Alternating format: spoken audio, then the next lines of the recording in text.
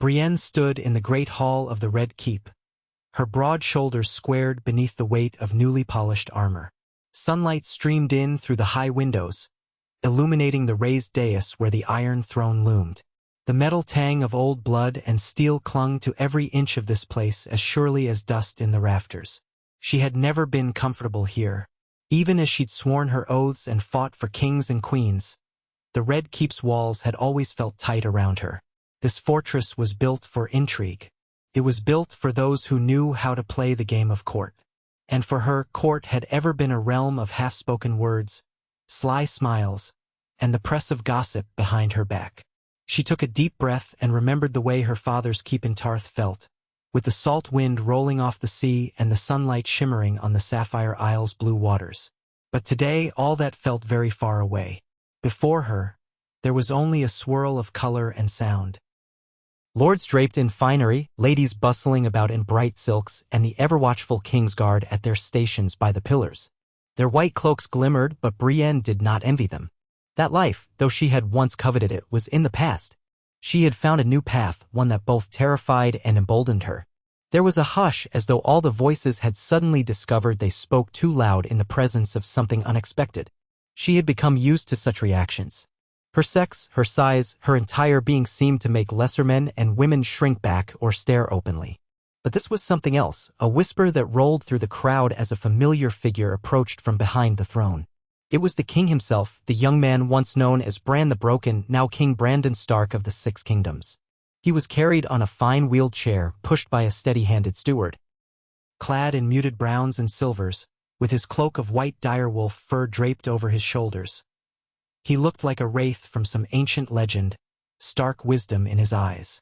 Those eyes fell upon Brienne with an intensity that still made her soul quiver. She remembered him as a boy, the last child of House Stark she had seen in the north, one among many promises she had tried, and sometimes failed, to keep. Now he was a man grown, albeit a changed one, marked by ravens and visions and a knowledge far beyond the mortal realm. He inclined his head in the barest nod, and the Master of Laws stepped forward. "Kneel, Ser Brienne of Tarth," the man announced, his voice projecting across the hall with the practiced flair of the court. "His Grace, King Brandon of House Stark, invites you to receive his royal decree." Brienne's heart hammered. She shifted, glancing down at Oathkeeper, the Valyrian steel sword belted at her hip. This was no duel, yet she felt the same tension that came before crossing swords with a foe. She tried to calm the flurry within her, mindful that it was unseemly to appear uncertain. But she had not asked for this. She had only served, for so long, always pushing forward in a world that met her service and her honesty with scorn. Yet here she was, about to be named the Hand of the King, if the rumors were true. Her chest constricted with the weight of it. She bowed her head and sank to her knees, the stone floor pressing uncomfortably against her greaves. "I, Brandon of House Stark," came the solemn voice, "do name you Brienne of Tarth, the Hand of the King. Your deeds have been spoken of far and wide. Your loyalty is legendary, your courage unquestioned. May you continue in faithful service to this realm, and to me, your king." Brienne's gaze flickered across the hall. She saw the lords and ladies, many nodding, some smirking, a few with open contempt. The wide, knowing face of Lord Bronn of the Blackwater was there, perched to one side of the dais, studying her with half-lidded eyes. Tyrion Lannister was nowhere to be seen. He had, after all, sailed off across the narrow sea with something else on his mind a year past, or so the story went. Few remained from the old days. Some had died, others had scattered to the winds. But the ones who remained were cunning, and each wore their calculation plainly as they observed the new hand. A hush slid over Brienne's mind like a veil. She spoke the words she had rehearsed, her voice resonant in the hush of the hall. "I, Brienne of Tarth, do swear to serve King Brandon with honesty and valor, to speak the truth though it may be unpleasant, and to act in the best interests of the realm until my last breath is drawn." They brought forth the hand's pin, a delicate gold piece shaped like a hand, glinting in the light. It felt like a contradiction to pin that fine piece on the battered leather of her tunic beneath her breastplate.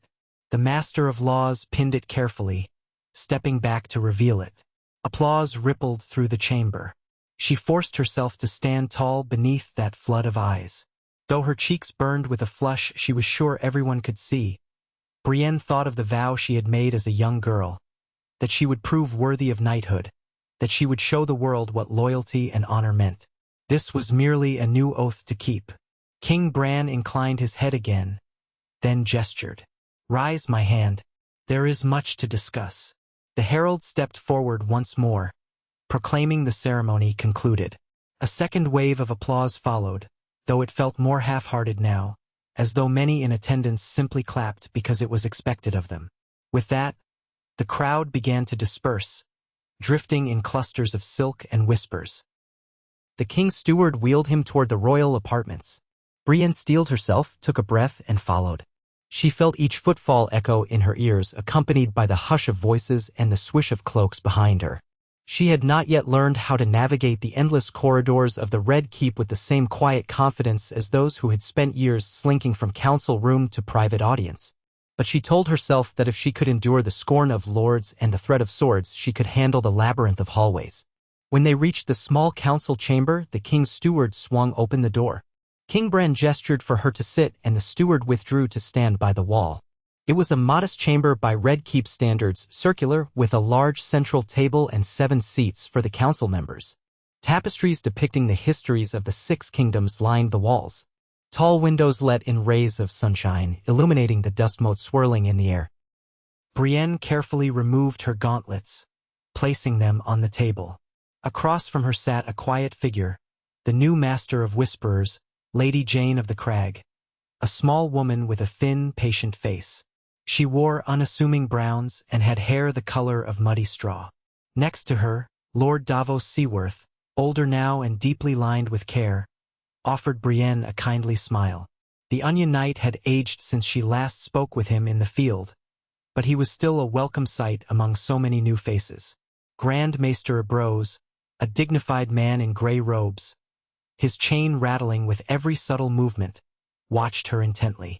Lord Gendry Baratheon of Storm's End was there as well, standing off to the side, leaning against the wall with his muscular arms folded, eyes flicking between each occupant of the room. He was not a formal council member, but the young king often invited him to these meetings, seeking his counsel on matters regarding the Stormlands and the forging of new alliances. King Bran cleared his throat in the hush. "Welcome, Sir Brienne," he said gently, as though mindful of her unease. "You are my hand now. I'll rely on you to be my voice, my shield, and my sword if need be. This realm has long been weary of war, and it must heal. Already the houses murmur with discontent about taxes, trade routes, and the threat of Ironborn raids on the coasts. I'll need your skill to quell their anxieties." He spoke so calmly that Brienne had to remind herself that this was still the boy who had once climbed the towers of Winterfell. Yet the knowledge in his face was ancient. She wondered if the power of the three-eyed raven churned beneath his words, guiding him, shaping each sentence. She found her voice. "Your Grace, I will serve with all I am." Davos leaned forward. "Aye, that's good to hear, Sir Brienne. We'll need a strong hand. Tensions are high, especially in the Reach. The new Lord Tyrell, cousin to the old line, has been slow to consolidate power. Bands of mercenaries roam near the Mandar, and small folk are crying out for protection." Lady Jane spoke softly, her voice with a melodic note. "They say a few of these bands call themselves the Knights of the Vine, and they've been extorting villages under the pretense of reclaiming farmland for House Tyrell. I also have whispers from Gulltown about sales traveling south, perhaps in search of pay from these so-called knights." Grand Maester Brose frowned. "And in the north, winter lingers stubbornly. Many of our harvest shipments are stalled in White Harbor. If the roads do not clear soon, the King's Landing granaries will not last to the next harvest without rationing." Brienne listened, her gaze drifting to the king. He seemed calm, watchful. She realized he wanted her to take charge of this discussion. That was what it meant to be Hand of the King, to govern where he could not or would not. She swallowed, pulling her mind into order. She remembered the oath she had made to Catelyn Stark to protect her daughters. Sansa was queen in the north, ruling from Winterfell. Arya was off on her own adventures beyond the seas. And now, by some turn of the wheel of fate, Brienne was here, at King Bran's table, once again protecting House Stark. The scope of her duty had only grown. This was for all the realm now. She raised her chin. "We should address the immediate threats first. The roving mercenaries in the Reach, if they are terrorizing the small folk, they must be quelled. We cannot afford further chaos after so many years of war. The roads are unsafe enough with bandits. We do not need organized brigands making matters worse. Gendry nodded from his place against the wall.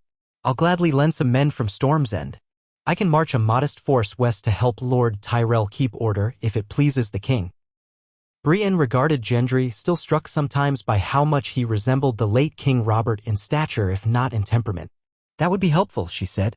In the meantime, we should send a royal envoy to Highgarden to ensure Lord Tyrell has the support he needs. We want no illusions that the throne is indifferent to the plight of the Reach. I can do that, offered Davos. I'll ride south, speak sense to them. Gods know I've had enough of fancy courts, but if it means forging peace, I'll swallow it. Brienne nodded her thanks. She felt something like a trickle of relief that at least one matter had a direction. The broader tapestry of problems remained daunting, but one piece at a time might be managed. Now, the matter of the Ironborn raids, Lady Jane began, but the king lifted a hand slightly and she fell silent. Bran's eyes turned to Brienne once more. We'll revisit that. For now, let our new hand gather the shape of these challenges. She will arrange the proper steps and lead the council. Let us not overwhelm all at once. In 2 days, we shall hold a full session. Prepare your reports accordingly. That was it. The king spoke with finality, and Davos, Lady Jane, and the Grand Maester all bowed their heads. Gendry murmured a quiet as you will and excused himself. Brienne glanced at the hand's pin on her tunic, shining like a new star, then gave a short bow of her own. Thank you, your grace. He turned his chair, a silent signal that the meeting was ended. The steward opened the door. One by one, they all stepped out into the corridor. Davos caught her eye, giving her an encouraging nod as he shuffled away. Lady Jane offered a cryptic smile that Brienne could not decipher. She was left standing alone for a moment, the echo of footsteps receding in the distance. You are the hand of the king now, she thought. You have faced steel and scorn. You can face this. She took a deep breath and resolved to find a quiet place to think, to outline her next steps. Her entire life had prepared her, in ways both direct and unexpected, for a challenge no knight's training manual could ever fully encompass. The next weeks were a whirlwind. She rose before dawn, still a soldier at heart, to train in the yard with the men of the city watch. Afterward, she would take her morning meal quickly, often standing, as courtiers and petitioners lined up to catch a moment of the new hand's attention. She found herself in the council chamber for hours, listening to arguments over land disputes, trade pacts, and inheritance claims. She discovered that the king left many day-to-day decisions in her hands, granting her considerable latitude to settle matters. Only rarely did he weigh in with that uncanny, quiet authority, and each time he did, it was as if he had known precisely how events would unfold. Brienne felt the burden heavily. At times she was reminded of the chaos of the battlefield, except this battlefield had no single face to confront, no direct blow that could resolve the conflict. Instead, it was a never-ending dance of words, alliances, and forced smiles. She learned that some lords respected her martial prowess. House Tarly, in particular, responded warmly to her leadership. Others, however, continued to eye her with suspicion as if they thought a lady could not possibly understand the intricacies of governance. She tried not to let their scorn wound her pride. In truth, she had never sought power. She had only wanted to protect those she cared for and fulfill her oaths. Now she had an oath sworn to the realm itself. It required her to defend and nurture it, much like a shield for a fragile child. In the late evenings, when the world was quiet, she would wander to the highest battlements overlooking Blackwater Bay. The sea breeze carried the faint brine that reminded her of Tarth. She found some solace there, gazing at the moon's reflection on the water. She thought sometimes of Jaime Lannister, the man who had knighted her, the man she had loved in her own quiet, uncertain way. He had died in the final battle for the realm, a death that haunted her still. She found herself silently thanking him at times for believing in her, for offering her the chance to do more than anyone ever expected. And she thought of Podrick, dear Pod, who had served her so loyally. He was now a knight of the King's Guard, his face lit with proud humility whenever he saw her pinned as the hand. Yes, she had lost much, but she had also gained purpose, a reason to keep that sword at her side and her honor in her heart. She once prayed only to keep a single promise to Lady Catelyn. Now she carried the fate of thousands in her calloused hands. One quiet evening, a message arrived. She had just finished meeting with a group of merchants complaining about shipping levies when a page bowed before her in the torchlit corridor, holding a folded parchment. My lady hand, the boy said shyly. It was delivered from the north. Brienne thanked him and opened the parchment under the flicker of the torch. A single dire wolf sigil was pressed into the wax. Inside, written in neat script, was a greeting from Queen Sansa Stark of the North. Brienne read it carefully. Sir Brienne, I have heard word of your appointment and wish to congratulate you. It warms my heart to know my brother has a loyal and honorable hand by his side. Yet I must confess a concern. Reports from White Harbor say food stores are dwindling and trade ships from Bravos have been delayed due to storms and rumors of pirates. I fear for our small folk in the north, and I ask that you use your news station to ensure that King's Landing does not forget its obligations to us. I trust you as always. I remain your friend and ally. Sansa Stark, Queen in the North. Brienne smiled softly at the mention of Sansa's trust. She could almost hear the young woman's voice as it had been years ago, uncertain but resilient, forging her own path among the tragedies befalling House Stark. If Sansa was asking for direct help, it meant the situation must be dire. She folded the letter carefully, resolved to raise the matter first thing in the next council meeting. Early the next morning, Brienne found herself at the head of the council table, King Bran absent as he so often was during routine sessions. Davos sat by her side, scribbling notes and adjusting a pair of spectacles that perched on his nose. Lady Jane quietly studied her own small set of scrolls. Lord Bronn, now master of coin, a position he insisted he had earned by that old queen's generosity, referencing Queen Daenerys's final decrees, lounged with casual irreverence, tossing a gold coin across his knuckles in a trick that made the light glint in dizzying arcs. Grand Maester Ambrose was rummaging through a neat stack of letters. The next order of business, Brienne began, concerns the north. Queen Sansa has requested assistance with supplies. The harvest was poor, shipping routes are compromised, and winter's tale lingers. We must see to it that they do not starve.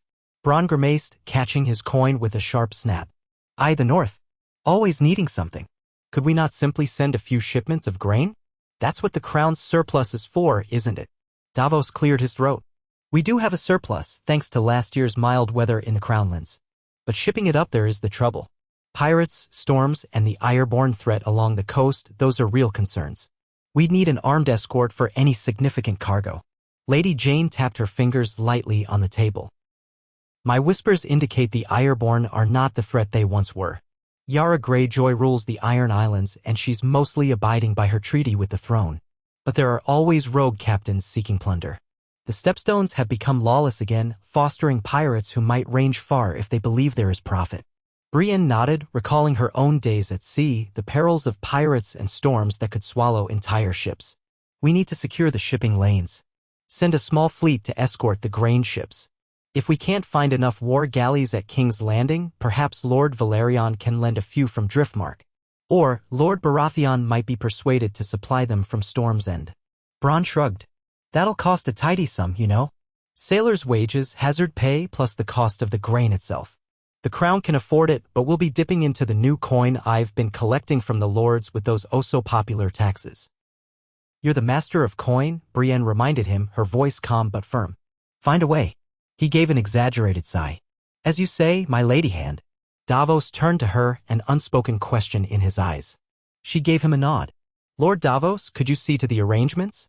Correspond with Lord Gendry and Lord Valerion if need be. We must ensure these shipments reach White Harbor in due course. Davos smiled. I can handle that. It'll be good to ride out again and see the men. Too much time in King's Landing, I start itching like I'm wearing a hair shirt. Lady Jane took notes silently, then turned the conversation to other matters, from the ongoing reconstruction of villages ravaged by the wars to the treaties that needed renewal with Dorne. The day stretched long, and by the time Brienne finally emerged, the evening sun hung low in the sky, painting the towers of the Red Keep in brilliant oranges and reds.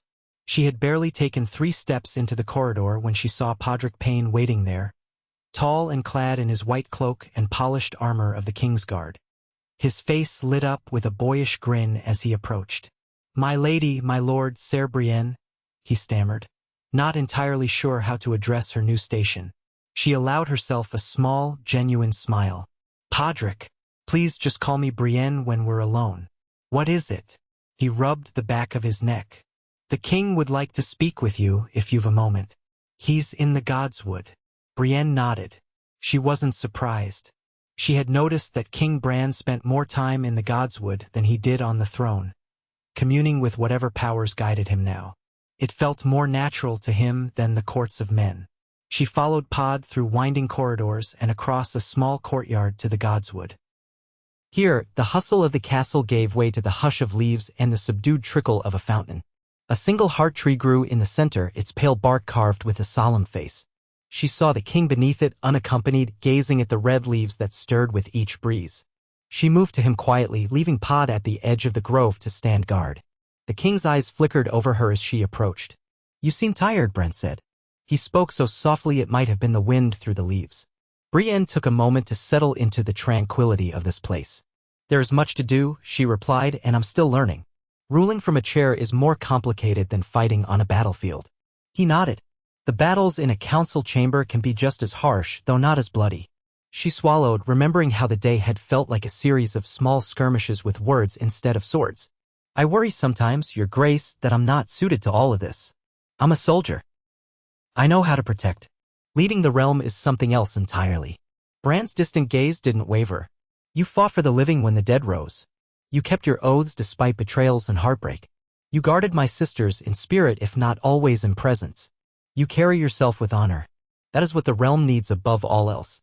Honor tempered by mercy and empathy. You have these in abundance."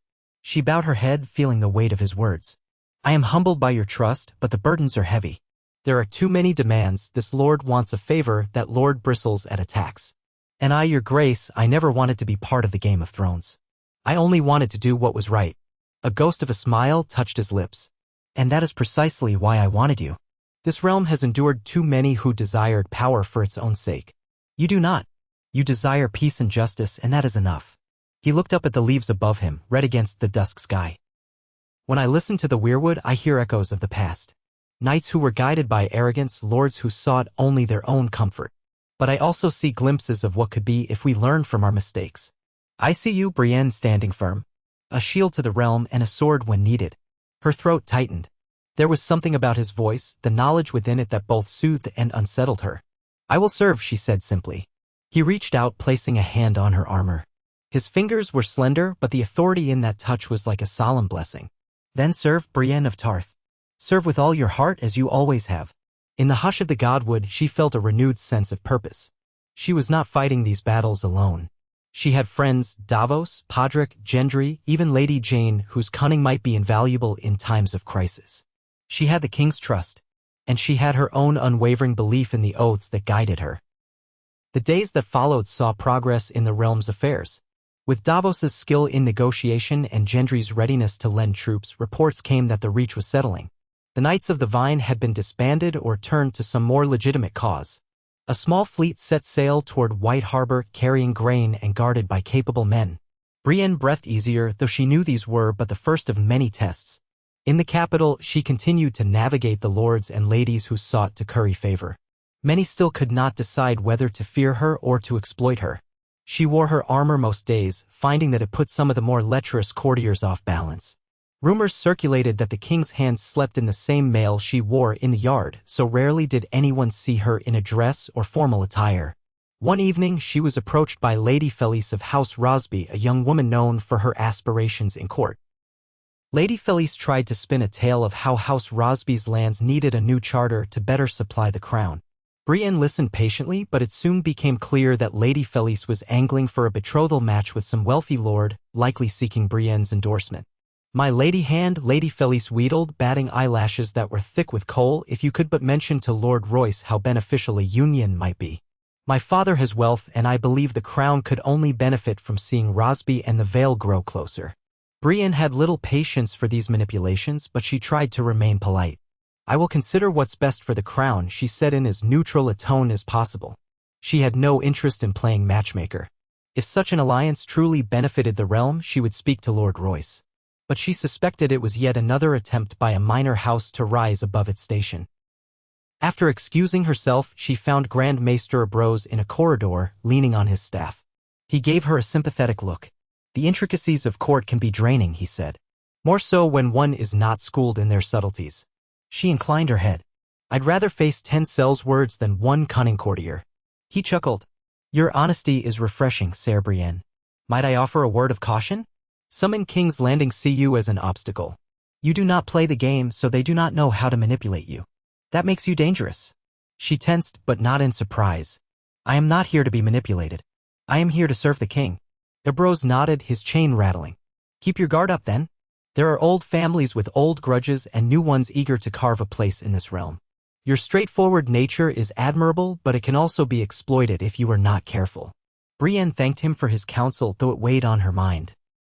Intrigue was a blade she had never truly learned to wield, except in the sense of abiding it, occasionally cutting through it with raw honesty.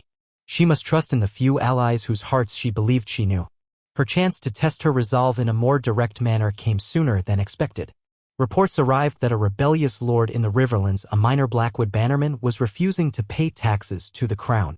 He had barricaded himself in his holdfast, along with half a dozen men-at-arms who remained loyal to him. When crown tax collectors arrived, they were turned away with insults. The local Tully envoy requested the king's intervention. By all accounts, it was a small matter, but one that could set an unfortunate precedent if not resolved swiftly. Brienne decided to ride out herself. She took a small company of crowned guard along with Podrick and a handful of knights she trusted. King Bran did not object. Go, he said simply. Sometimes the people need to see their hand in the flesh. They set out from King's Landing at dawn, passing through the city gates before the marketplace had fully roused. Podrick rode at her side, proud in his white cloak, while Brienne kept her gaze ahead, scanning for any sign of trouble. Their route followed the King's Road north, then west, winding through the gentle hills that bordered the Riverlands. Fields lay fallow, awaiting the next planting, and the crisp autumn air carried the scent of turned soil. She felt the old thrill of being in the saddle, away from the suffocating corridors of court. Here, the problems were simpler. If a lord defied the crown, she would speak with him, try to reason. If he persisted, she would handle it as was necessary. A part of her was uneasy at the thought that she might be forced into violence against men she had never before called enemies, but she knew the realm's authority needed to be upheld. They reached the holdfast by midday on the third day. It was a squat tower surrounded by a wooden palisade, perched on a low rise overlooking the Green Fork. The banner of House Blackwood, its dead ravens on a field of red, fluttered in the breeze, but the sun-faded cloth looked poorly tended. A single guard stood at the gate, shifting nervously. Brienne reined in her horse and called out, I am Ser Brienne of Tarth, Hand of the King. We come to speak with your lord. The guard hesitated, looking over the company of well-armed knights. My lord, he isn't receiving visitors. Brienne's voice carried a steel edge. Then he will receive the king's justice. Podrick guided his horse forward, the white cloak marking him as king's guard, a sign of royal authority. The guard blanched, fumbled for his spear, then seemed to think better of it. He hurried through the gate, presumably to fetch his lord. Moments later, a short, wiry man with thinning hair appeared atop the palisade. He wore a threadbare cloak and his face was set in a bitter scowl. You have no place here, Ser Brienne. These lands owe no taxes after the war's devastation. We can barely feed ourselves, let alone fill the crown's coffers. Brienne gazed up at him evenly. The crown understands the hardships of war. Provisions can be negotiated. But you have refused all envoys. You turned away the crown's collectors with threats and insults. He spat. Because they demanded coin I do not have. Go back to your precious king. Tell him House Blackwood bows to no crippling demands. Brienne's joy tightened. She scanned the holdfast, seeing only a handful of men on the walls, likely no more inside. This was a desperate defiance, not a well-planned rebellion. She raised her voice. Open the gate and let us parley inside. We will listen to your grievances and we will find a solution that serves both the crown and your folk. But your defiance must end. The man's eyes flickered with doubt. Behind his defiance, Brienne sensed fear, a fear of losing what little he had left, perhaps. It reminded her that sometimes lords were as cornered as the small folk caught in the aftermath of war. I will not open these gates to armed men, he called back. Brienne's expression remained calm. Then I will enter alone. Pod, hold position here. If I do not return within the hour, you know what to do. Podrick's eyes widened, but he nodded. The other knights shifted anxiously. Brienne dismounted, removing her helm but keeping her sword belted at her side. She walked toward the gate, arms at her side, exuding the confident stride of someone unafraid. The timbers creaked as a single guard hesitantly pushed open the gate just wide enough for her to slip through. Inside, the courtyard was bare dirt, patches of mud, and a few penned chickens clucking nervously. One small stable, a half-rotten storehouse. The main tower loomed ahead, grim and in need of repair. The man stood there, flanked by half a dozen men, all of them with weapons. Brienne could see the fear in their eyes. She stopped a respectful distance away, letting them see her open hands. "Your name, my lord?" He drew himself up as best he could. "I am Lord Alistair Blackwood, rightful lord of this holdfast." She dipped her head. "Lord Alistair, I have not come to rob you of your meager stores. I am here to ensure that the king's peace is kept. Refusing taxes altogether is a crime against the crown, but I believe we can find a suitable arrangement if you are willing to discuss terms." He frowned, glancing at his men. "The war left us with nothing. The old Blackwood line was all but destroyed in the battles. My father died for King Rob. I lost 3 brothers. What do you think we owe the Iron Throne now?" Brienne's heart softened at his words. The realm lost many good men in those wars. But King Bran was Robb Stark's brother. He does not seek to punish those who supported the king in the north. He only seeks to unify the realm so no more blood is needlessly spilled. We can arrange a reduced tax, or perhaps no coin at all for a set period if you provide other forms of tithe grain, if you can spare it next harvest, or men for the king's service once your holdfast recovers. Alistair's scowl deepened. "Words. Just words. I've heard the crown's promises before, from the Lannisters, from the Targaryens before them. They take, and they take." Brienne took a step closer, meeting his gaze. "I am Brienne of Tarth. I fought for King Renly, then for Lady Catelyn Stark, then for her daughters. I am no Lannister. I am not here to line my pockets or to quash those who are loyal to the Starks. I ask only that you allow us to help you come back into the king's peace. The alternative is more bloodshed, and no one wants that." One of the men behind Alistair gripped his spear, eyes darting nervously. The tension in the air was thick. Brienne carefully kept her stance non-threatening, but remained ready to draw a keeper if needed. Lord Alistair stared at her for what felt like a small eternity, the lines around his eyes etched with years of hardship. Finally, he spat on the ground. "We're not fools. We know we can't fight the crown. I'll speak terms if you keep your knights outside these gates." Brienne nodded. "Agreed. Let us go inside where we can sit and discuss." They settled in the tower's small hall, little more than a smoky chamber with a rough-hewn table. A single window let in a pale shaft of light. Brienne sat with Alistair while his men hovered near the walls, hands on weapons, their suspicion never wavering. She kept her tone calm, methodical, explaining what the realm required and how it could accommodate the holdfast's difficulties. She offered relief from taxes for 2 years, on condition that House Blackwood maintain a small garrison loyal to the crown once their population recovered. In time, if harvests improved, they would resume paying a modest tribute. By the time the hour ended, Alistair had softened, though begrudgingly. "You say all these things. Yet how can I trust the crown's word won't change a season from now?" "You have my oath as a knight and as the hand," Brienne replied. "If any official tries to demand more from you, send word directly to me. I will see it corrected." Alistair nodded slowly, bitterness etched in the set of his jaw. But there was a hint of hope in his gaze, as though he dared to believe that maybe, just maybe, this night before him told the truth. That same afternoon, the gates opened, and Brienne walked out, a simple parchment in her hand bearing Alistair's mark. Podrick and the rest of her knights looked relieved to see her. She mounted her horse, tucked the parchment away, and gave the order to return to King's Landing. They left behind a holdfast that was not fully reconciled, but at least there was no blood on the ground. A fragile peace, the seeds of which might grow if nurtured carefully. On the journey back, Podrick sidled up to her. "That was well done, my lady. I mean hand. No one died." She let a small smile play on her lips. "Peace is a victory all its own, Pod." Soon they were back on the King's Road. The setting sun cast long shadows over the fields. She felt a swell of pride and relief, but it was tempered by the knowledge that many more such disputes would arise across the realm. The war had left deep scars. People were wary of any authority after seeing so many regimes rise and fall. She vowed that as long as she wore this pin, she would strive to be the kind of hand who gave them reason to trust again. They reached the capital after nearly a fortnight. The city bustled with life, hawkers calling out to sell fresh bread, potshops pouring cheap ale, and merchants parading exotic wares from Essos. Brienne was reminded that King's Landing was a city of contradictions, wealth and poverty, power and subjugation, all roiling under the same sun. The Red Keep's gates yawned open to receive them. As she rode in, a few of the guards offered respectful nods. Word of her mission's success had likely preceded her. She did not bask in their acknowledgement, but it did feel better than suspicious glares. Within the hour, she had reported to King Bran, who listened as she recounted the details. He merely closed his eyes when she finished. "You have done well," he said. "Trust is a fragile bird. It needs careful tending. I am glad you brought back a measure of it rather than scorched earth." She bowed. "If it pleases your grace, I will continue in this manner wherever duty calls me." He gazed at her with those far-seeing eyes.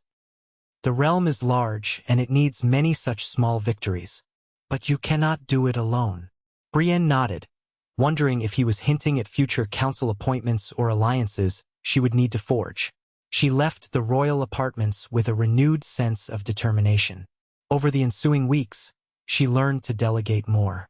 She enlisted Davos and Gendry to handle certain disputes, Lady Jane to quietly root out corruption among lesser officials, and she pressed Bronn to ensure the crown's coffers were managed responsibly. Even if he grumbled incessantly that all this do-goodery cost more than the realm would ever repay. Still, each day brought new challenges. A letter arrived from Dorne, with Prince Quentyn Martell demanding recompense for a rumored incursion on his eastern border. The lords of the Westerlands wanted permission to expand gold mining operations, which threatened to stir conflict with House Payne's lesser vassals who grazed their flocks there. Rumors persisted of Daenerys Targaryen loyalists who whispered in back alleys, longing for the queen who had once claimed the throne with Dragonfire. And the Ironborn, while seemingly content under Yara Greyjoy's rule, still tested the northern coasts from time to prove they had not forgotten their old ways. Brienne found her vantage of the realm ever broadening, like a tapestry with no end. In all this, she began to establish her reputation. Some whispered that the king's hand was an unyielding pillar of justice, immune to bribery or intimidation. Others muttered that she was too naive, that her honesty would lead the crown into financial ruin or cause them to miss cunning plots. She did her best to ignore the gossip and focus on the tasks at hand. Podrick, for his part, frequently checked in on her well-being, reminding her to eat and rest when she grew too absorbed in endless tasks. She was grateful for his gentle vigilance. Then came a momentous summons one morning. A rider from Winterfell had arrived, announcing that Queen Sansa Stark would soon travel to King's Landing to confer with her brother, the king. Rumors abounded that she would come with her full retinue, possibly accompanied by lords from the north. Speculation soared: was there an alliance forming, a new policy about the autonomy of the north, or even the possibility of Sansa stepping forward as an official advisor? None knew for sure. Brienne felt a surge of both excitement and trepidation. She had not seen Sansa since the day Bran was crowned. She wondered how the Queen had fared ruling a land as harsh and proud as the north. The letters they exchanged were warm, but in person there might be new challenges. The north was independent now. Bran's rule extended over the 6 kingdoms, but not the north, which recognized only Sansa's authority. Would that create tension? Days passed in a flurry of preparation.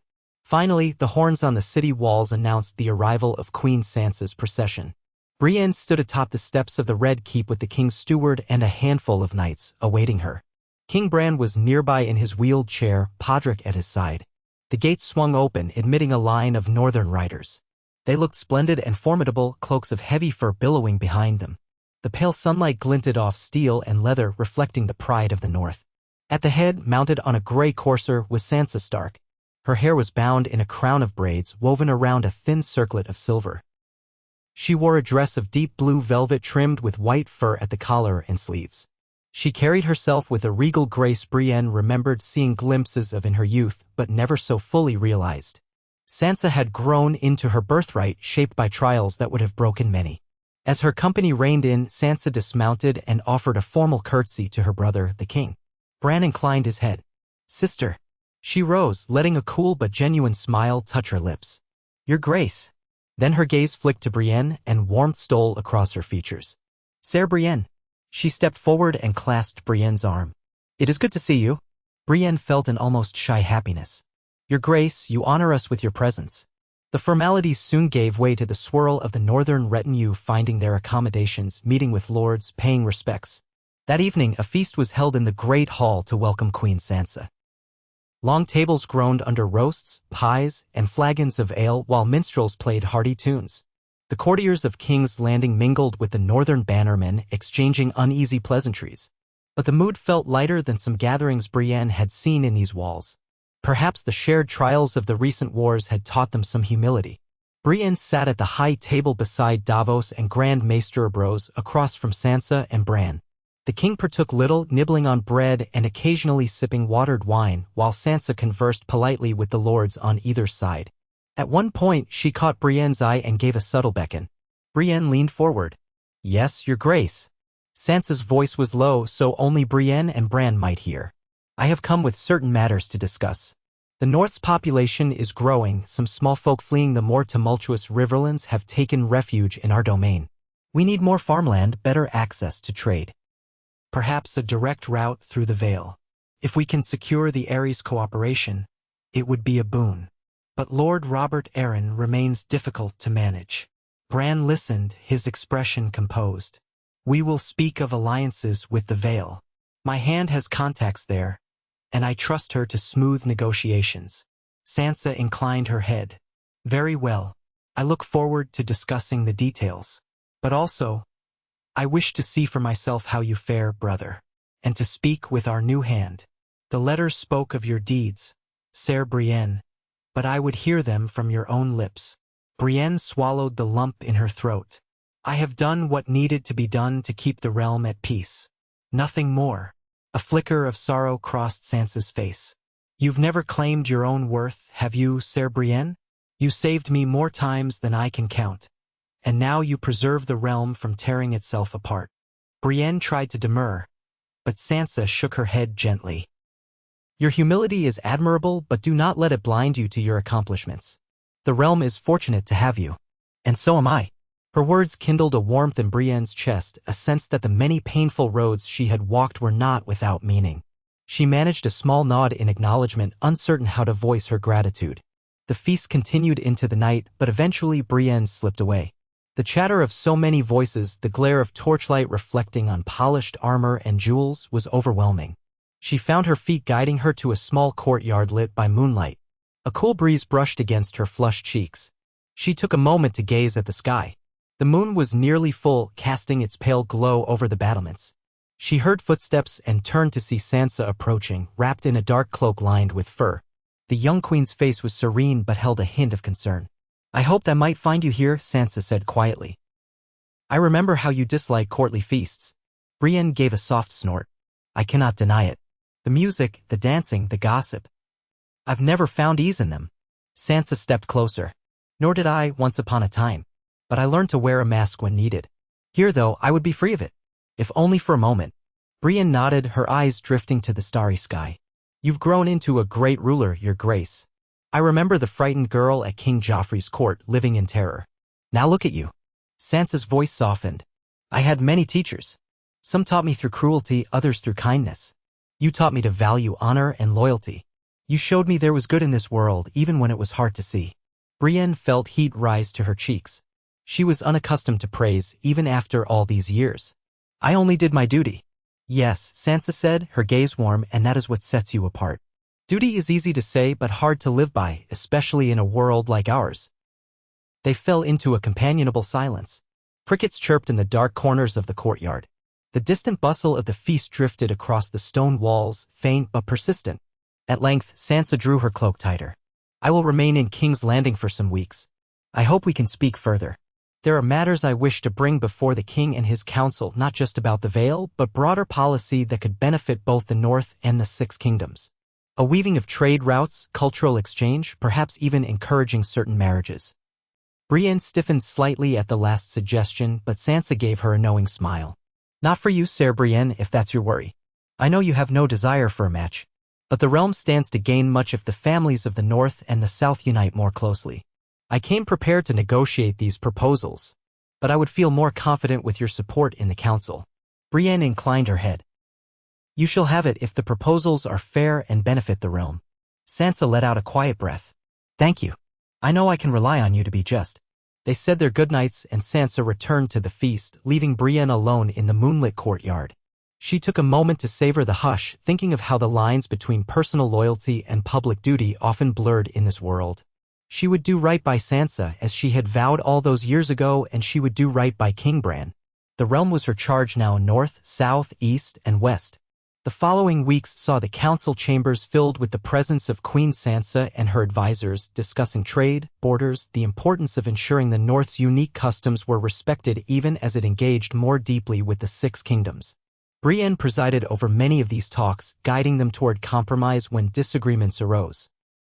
She saw how Sansa had become a formidable negotiator, using her keen insight into human nature to yield advantage for the North. At the same time, Sansa showed a willingness to cede ground when it served a broader unity.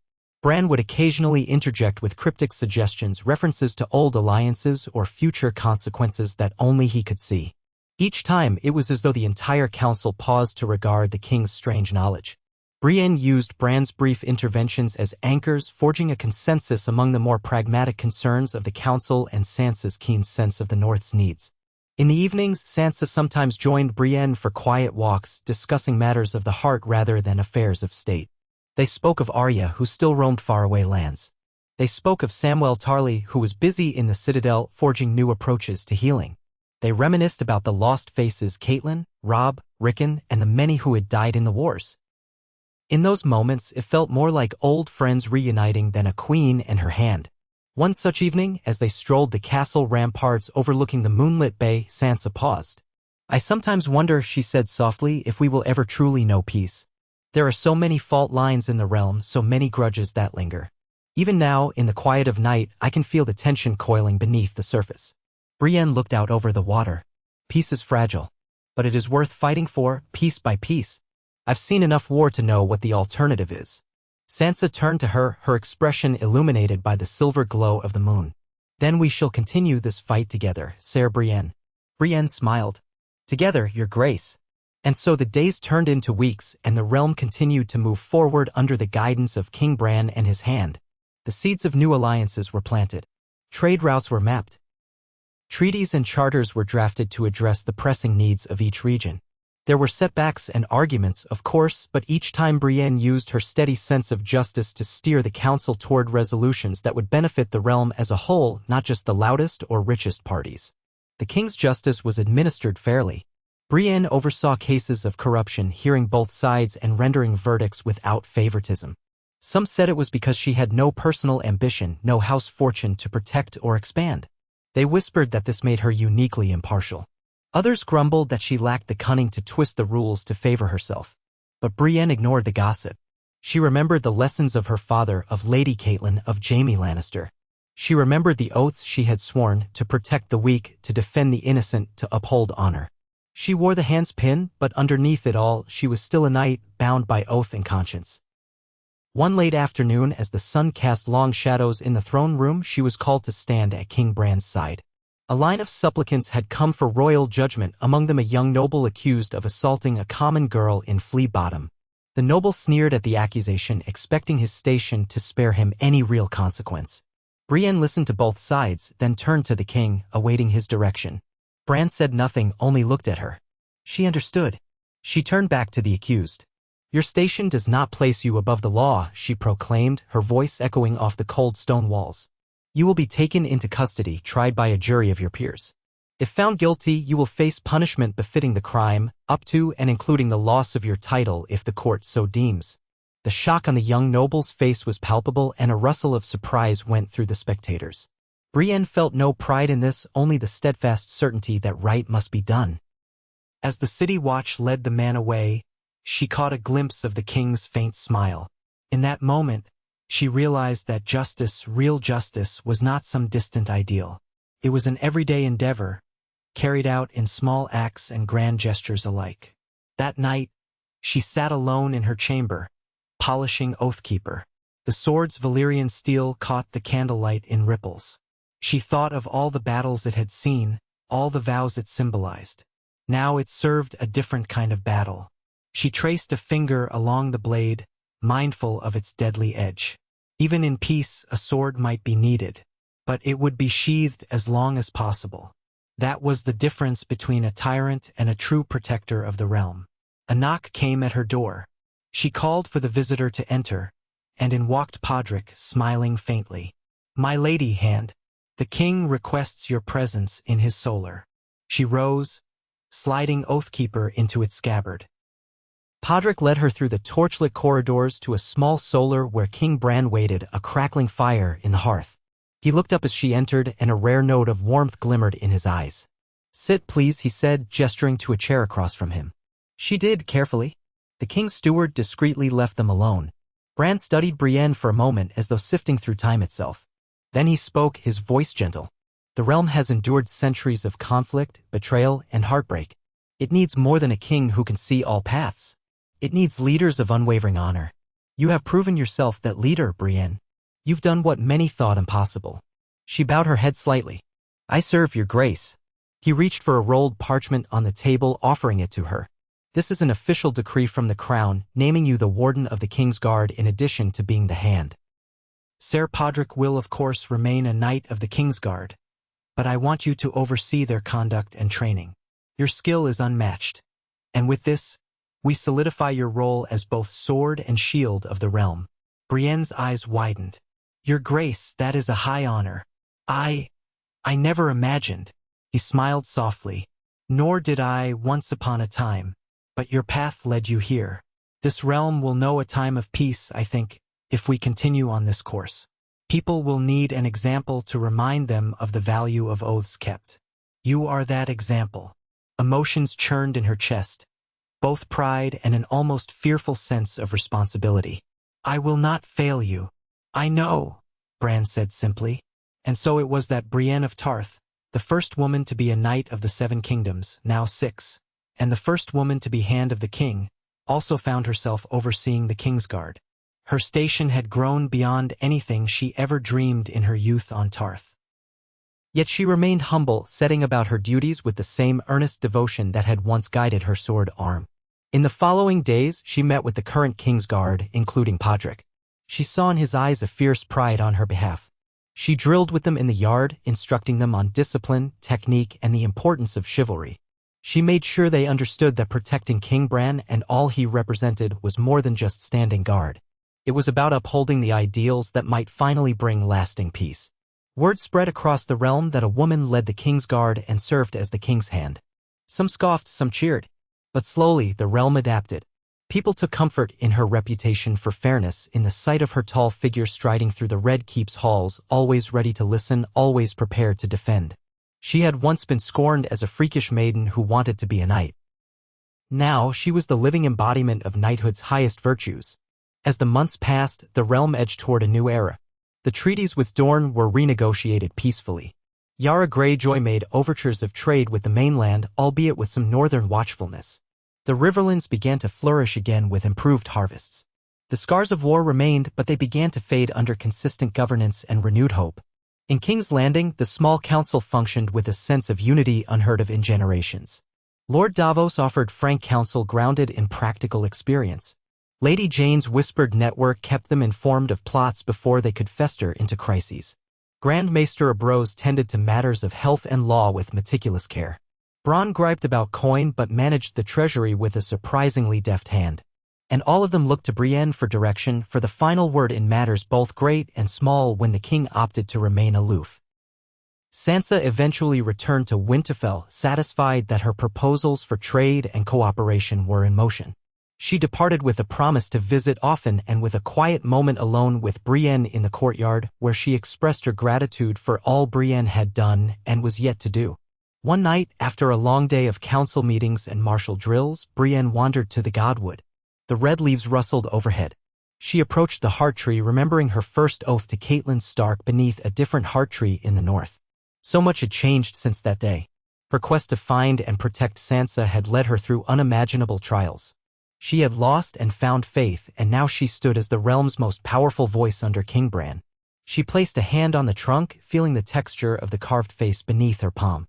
The wind hissed softly through the branches, as if breathing secrets of old. For a moment, she closed her eyes and let herself be still. She pictured Catelyn's face, Jaime's face, even Renly's carefree smile. She thought of the vow she had made to her father to never forsake her honor just to please those who mocked her. She let the swirl of memory pass through her like a river. When she opened her eyes, she felt renewed. She was Brienne of Tarth, the first female hand of the king, now warden of the King's Guard, but more than that, she was a knight in truth, bound to defend the innocent, serve the realm, and remain true to the oaths that shaped her. Stepping away from the heart tree, she gazed at the moonlight on the reflective pool. In that gentle glow, she caught a glimpse of her own reflection, the pin of the hand glinting at her collar. She remembered something Jaime had once told her: a knight of the 7 kingdoms must have a true heart, or else all the armor, oaths, and swords in the world won't make him worthy. At last she understood. Worthiness was not bestowed by titles or pins. It was proven day by day in the choices one made, in the grace one offered, in the courage one showed when no one else would. The realm might never be perfect, but as long as she breathed, she would stand guard, ensuring it would never again slide easily into darkness and cruelty. The nights would still bring new shadows, the politics of the courts would still test her patience, and threats to the realm would doubtless arise, whether from distant shores or ancient rivalries. But Brienne would meet them all, sword in one hand, justice in the other, guided by the memory of all she had once sworn to protect. She left the Godswood, her cape trailing behind her, each step echoing with quiet conviction. In the Red Keep halls, the torches flickered as she passed, as though bowing to the knight who had become the realm's steady hand, reminding every man and woman who looked upon her that honor, compassion, and loyalty were not relics of a dead age, but living forces that could yet shape the future of the 6 kingdoms. And for as long as she held that office, she would ensure they shaped it for the better. Brienne rose at dawn with the memory of the Godswood's quiet hush lingering in her mind. She had slept only a few hours, her thoughts churning with the future of the realm. Yet she awoke without grogginess, propelled by a sense of duty so ingrained it felt more natural than sleep.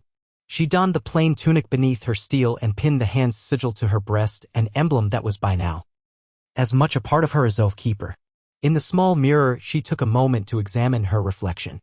The lines around her eyes spoke of the trials she had endured, the hours spent chasing rumors and forging treaties, the heartbreaks she had carried for so many years. Yet she stood tall, and in her own way she had grown into this station. She made her way through the winding corridors of the Red Keep. Torches guttered along the walls, their dying flames a testament to the few hours left of the night's watch. Outside, the first orange streaks of light were spreading over the city, and the sky beyond was gradually brightening. She passed servants stoking fires, bleary-eyed pages who rubbed sleep from their faces, and a few gold cloaks changing shifts with their replacements. Each greeted her with a quick bow or, in some cases, a stiff nod. Even the most grudging men of the city watch had learned to respect the king's hand. Though whether out of genuine admiration or simple fear of her authority varied from one man to the next. In the courtyard, she met Podrick Payne, already clad in his Kingsguard whites. He bowed formally, still uncertain how to address her now that she served as Hand of the King and Warden of the Kingsguard alike. She allowed him a small, wry smile. "Pod," she said, "walk with me." He fell in step beside her. The day's mild chill made their breath fog. "My lady, Sir Brienne." "Ah, my Lord Hand," he said, stumbling over titles as usual. "The king is awake. He's asked that we join him for an early morning session in the council chambers." He hesitated, glancing at her with concern. "I think something important has happened." Brienne's stride hitched a fraction. "Did he say what?" "No, only that news arrived from Dorne in the middle of the night. The messenger insisted it was urgent." They shared a glance. Dorne had been an ally of the realm for some time now, but the Dornish were proud and fiercely protective of their autonomy. If something was urgent enough to send a messenger at night, it couldn't be trivial. "Very well," Brienne said. "Let's not keep the king waiting." As they approached the council chamber, they found the door guarded by 2 gold cloaks and 1 knight of the Kingsguard, a tall man named Ser Vardon. He stepped aside with a polite bow. Inside, the table was already occupied by several familiar faces.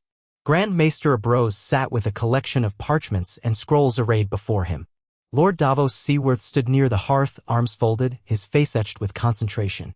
Lady Jane of the Crag, the Master of Whisperers, wore a calm expression, though her fingertips drummed lightly on the tabletop.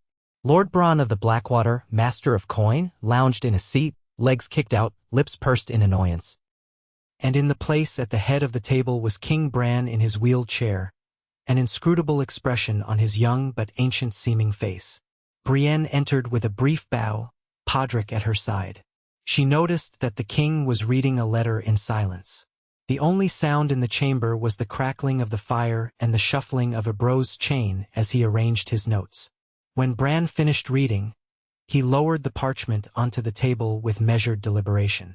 "Good morning, Your Grace," Brienne said softly. "I hear we have news from Dorne." Bran looked up. His eyes seemed distant, as though he saw more than what lay before him. "Yes," he said. "Sit, Brienne. Podrick, if you would take your place by the door. We'll need privacy, but stay close." Podrick nodded and positioned himself near the entrance, while Brienne took the seat next to Bran. She noticed Lady Jane's gaze upon her. The Master of Whisperers had that uncanny ability to watch everything without seeming to look at anything in particular. Lord Davos gave Brienne a welcoming nod, though his face looked grim. She braced herself. Whatever had come from Dorne, it was not good tidings. Bran gestured to the parchment. "This is from Prince Quentyn Martell. He writes that there's been a rash of attacks along Dorne's eastern coast, raids on fishing villages and small ports. Men who appear to be Sellswords or perhaps pirates, though none fly any known banner. They strike quickly, vanish with stolen goods, and there are rumors they've taken prisoners." The king paused, eyes flicking across the room as though listening to an invisible council. Many survivors claim they heard talk of dragons, but that could be rumor or an old superstition. Still, the prince says the attacks are growing bolder. He requests aid in defending his shores. Brienne exchanged a glance with Davos, whose brow was furrowed. "Dragons," she echoed. "Surely that can't be literal. The last dragons we know of were lost during Daenerys Targaryen's campaign, and the one that survived flew away after her death. It hasn't been seen in years." Bronn snorted, flipping a coin over his knuckles. "People see a black sail in the night and think it's a dragon. Sellswords or pirates, more likely. The question is, who funds them? And why target Dorne specifically?" Lady Jane spoke, her voice measured. "I have heard whispers that in Essos several mercenary companies have been restless. With the wars in Westeros ended, there's little coin to be made. But the Triarchy of the Stepstones was recently in turmoil once again. A cunning sale could carve out a small kingdom if they had the men." Davos tapped a foot anxiously. "We can't let some would-be pirate king build power on our doorstep. But Dorne is independent-minded. Would the prince even welcome a royal force? Or does he just want gold to hire more swords for himself?" Bran's gaze traveled to each of them. Prince Quentyn specifically requests men, ships, and the oversight of the crown's authority. He fears a protracted conflict might spill into the Dornish heartland if these raiders aren't stopped early. He's also heard rumors that these Sellswords are capturing local fisherfolk to use as rowers or ransom. Dorne might stand on its own, but the prince wants to show unity with the crown to deter further aggression. He suggests that an alliance of Dornish forces and a royal contingent could root out the raiders swiftly. Brienne took a deep breath. Dorne was notoriously difficult terrain for anyone unused to the heat and desert. Yet a show of solidarity might strengthen ties. "Your Grace, if we send men, we must be careful not to reignite old wounds. Dorne's alliance with the crown is young. But if Prince Quentyn asks for help, it would be wise to respond. If these raiders are truly building a base of operations, it could threaten all shipping lanes around the south and east." Lady Jane inclined her head. "I agree. If the realm's trade is disrupted, it affects the crown's coffers as well." Bronn gave an exaggerated sigh. Yes, the coffers. The master of coin is always to blame, I'm sure. But all right, if we're sending men, how many? And who pays for it? The crown's armies are still recovering from the last war. We have enough to maintain order, but a campaign in Dorne. Brienne looked to Davos for input. He stroked his neatly trimmed beard and thought, "We might not need a large army, just enough to reinforce the Dornish and show that these raiders face the united front of the realm. A few thousand men at most, plus some ships to patrol the coast.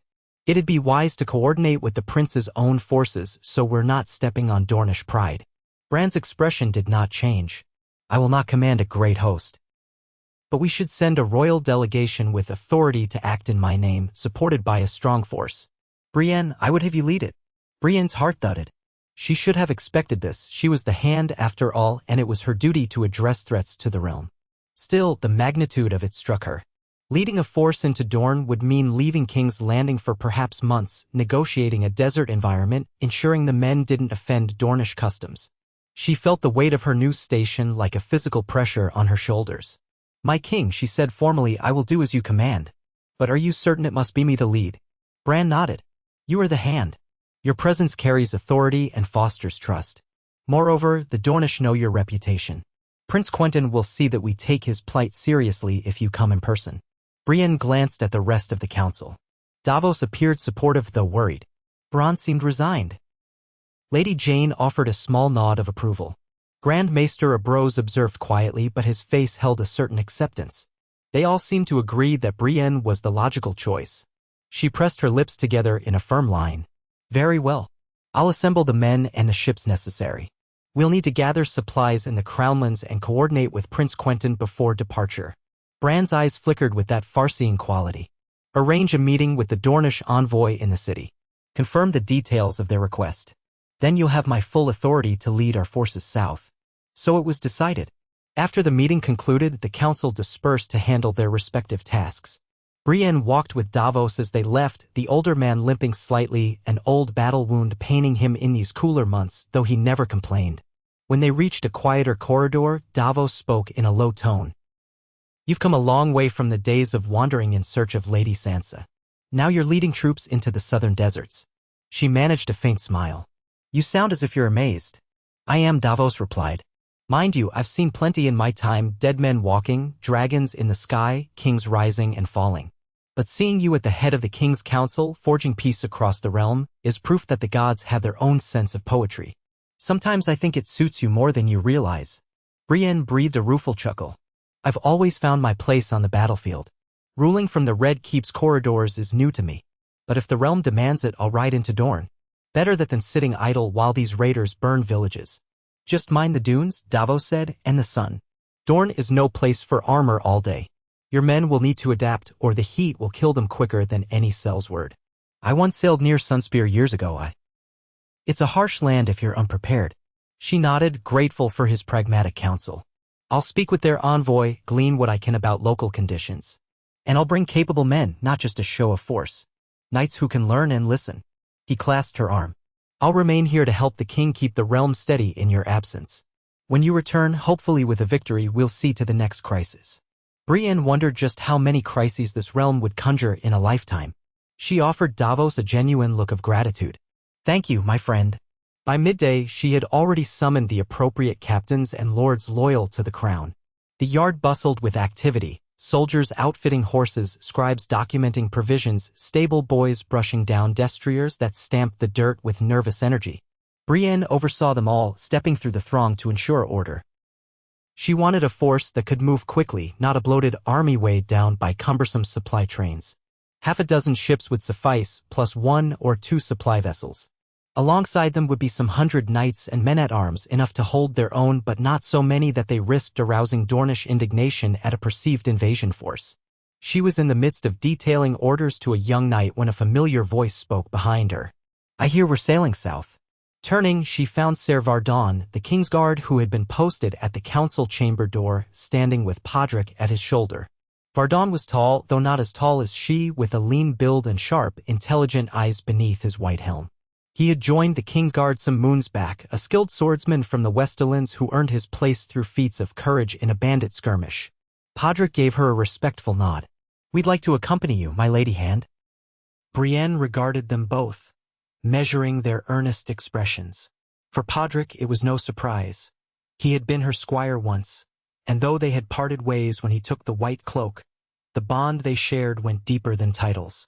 As for Ser Vardon, he'd proven his dedication to the crown repeatedly in the short time since his appointment. Are you certain you want to leave your posts? She asked, mindful that the Kingsguard's first duty was always to protect the king. Our mission in Dorne may be dangerous, but the king must still be guarded here. Vardon bowed his head. The king has already given his blessing. Ser Podrick and I discussed it with him. His Grace believes your expedition would benefit from a strong Kingsguard presence. There are other knights in the white cloaks to watch over him, and the Red Keep is well defended. Podrick's smile was a touch bashful. We won't leave the king undefended. Ser Muldridge, Ser Alistair Whitehall, and the rest will remain. But I'd like to stand by your side, my lady.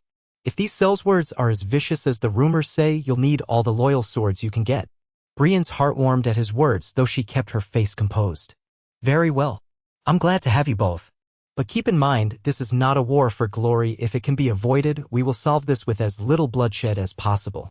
Vardon frowned slightly, as if disappointed. Of course, my lady. She looked at him sharply. Do you have a problem with that, sir? The knight stiffened. No, my lady hand. I understand. It's only that sellswords often respect nothing but the sword. But I will do as you command. Brienne nodded. Then let's prepare accordingly. She took a final look around the yard before continuing her rounds, checking that each knight knew their role and each wagon had the right supplies. The men had grown to respect her leadership.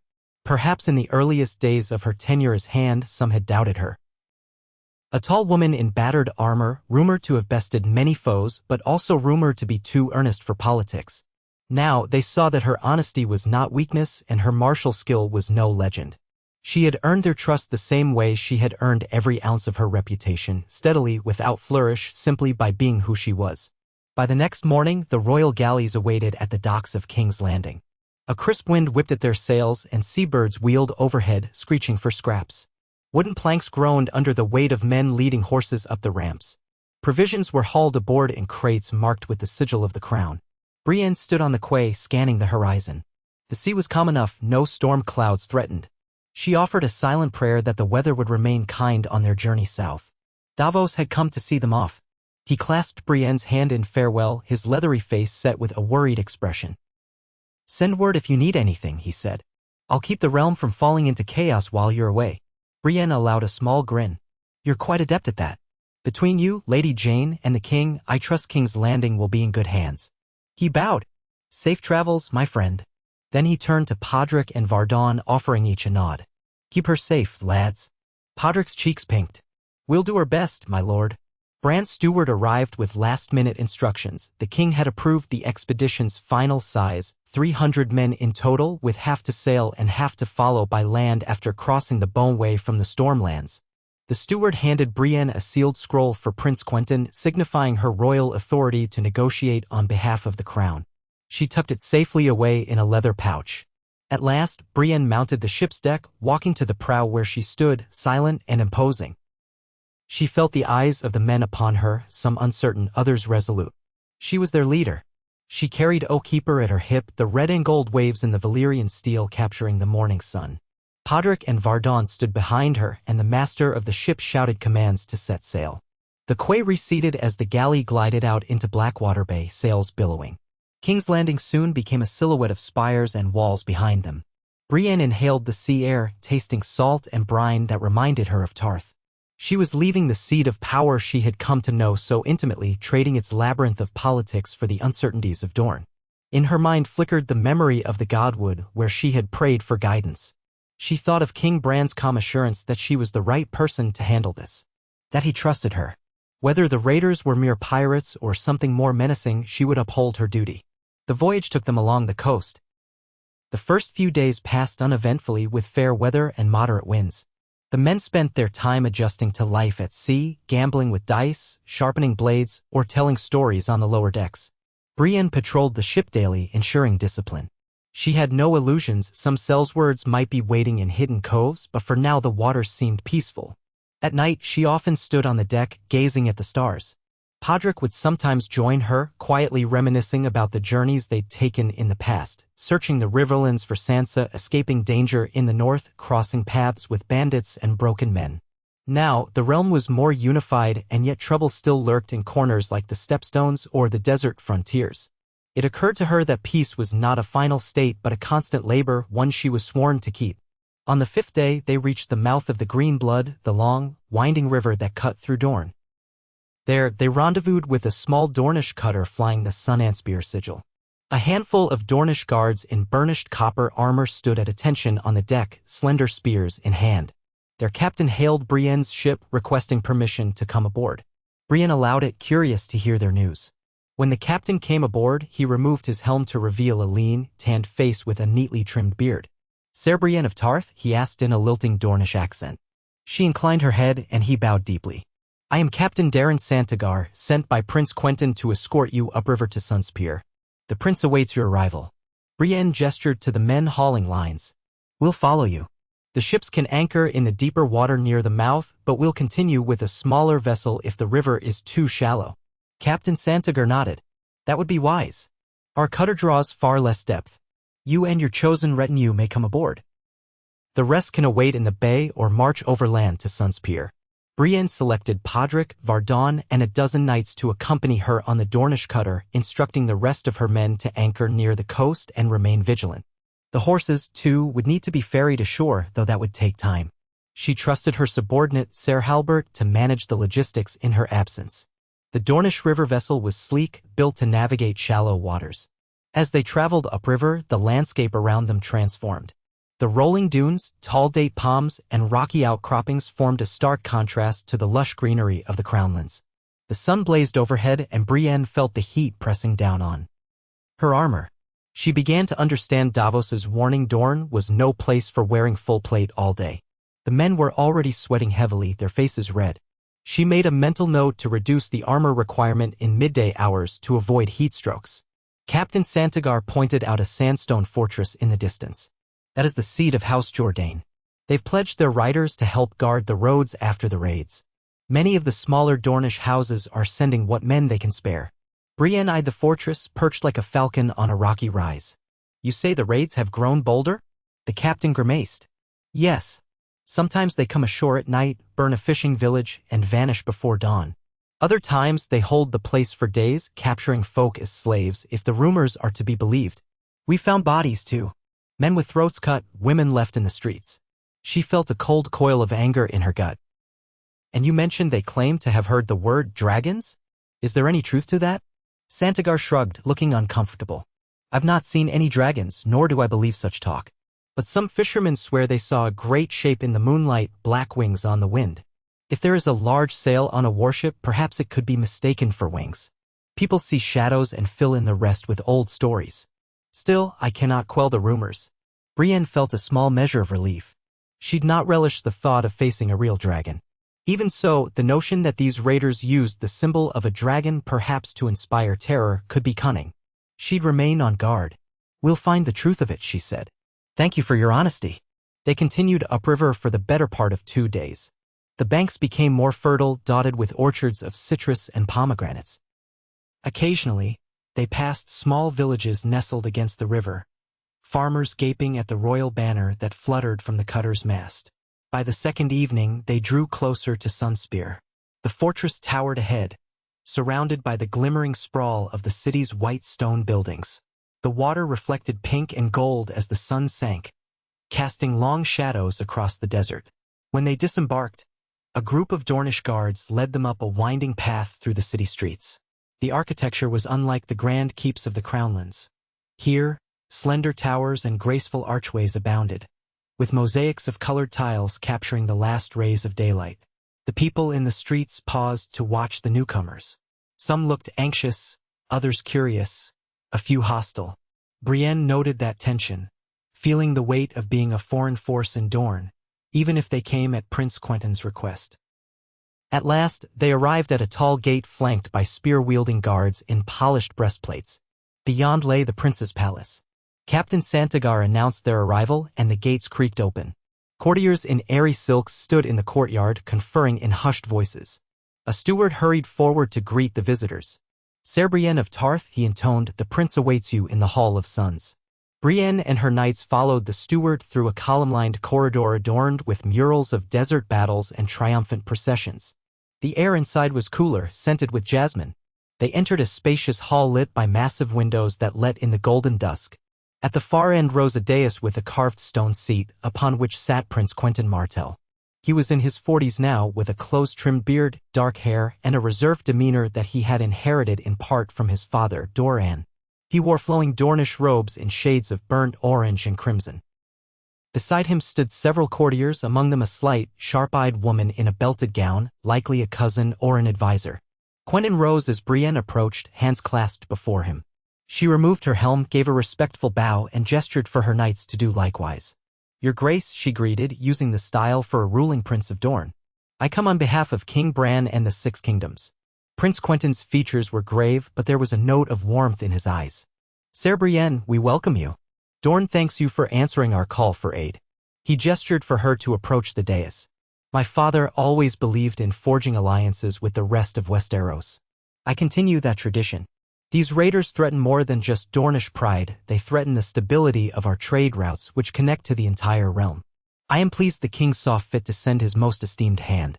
Brienne cleared her throat softly. I've come with a small contingent of royal knights and more men await us near the coast. Once we understand this situation, we can plan our next move. I have a sealed letter from King Brienne detailing our authority to assist and coordinate with you. She reached into the leather pouch and offered the scroll. An attendant took it, carried it to Quentyn, and unrolled it before him. The prince's dark eyes flicked across the parchment. At length he nodded. Good. We shall speak more in private with my war council. We must strike quickly but carefully. The men who lead these raiders, whoever they are, must learn that Dorne will not be a staging ground for their ambitions. He stepped down from the dais and the courtiers parted. The woman with the keen eyes approached.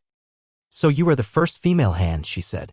I've heard tales of your prowess in battle, though I suspect you excel more in truth than in rumor. Brienne was unsure if it was a compliment or a subtle jab. My lady, I only do what honor demands. Zamora tilted her head.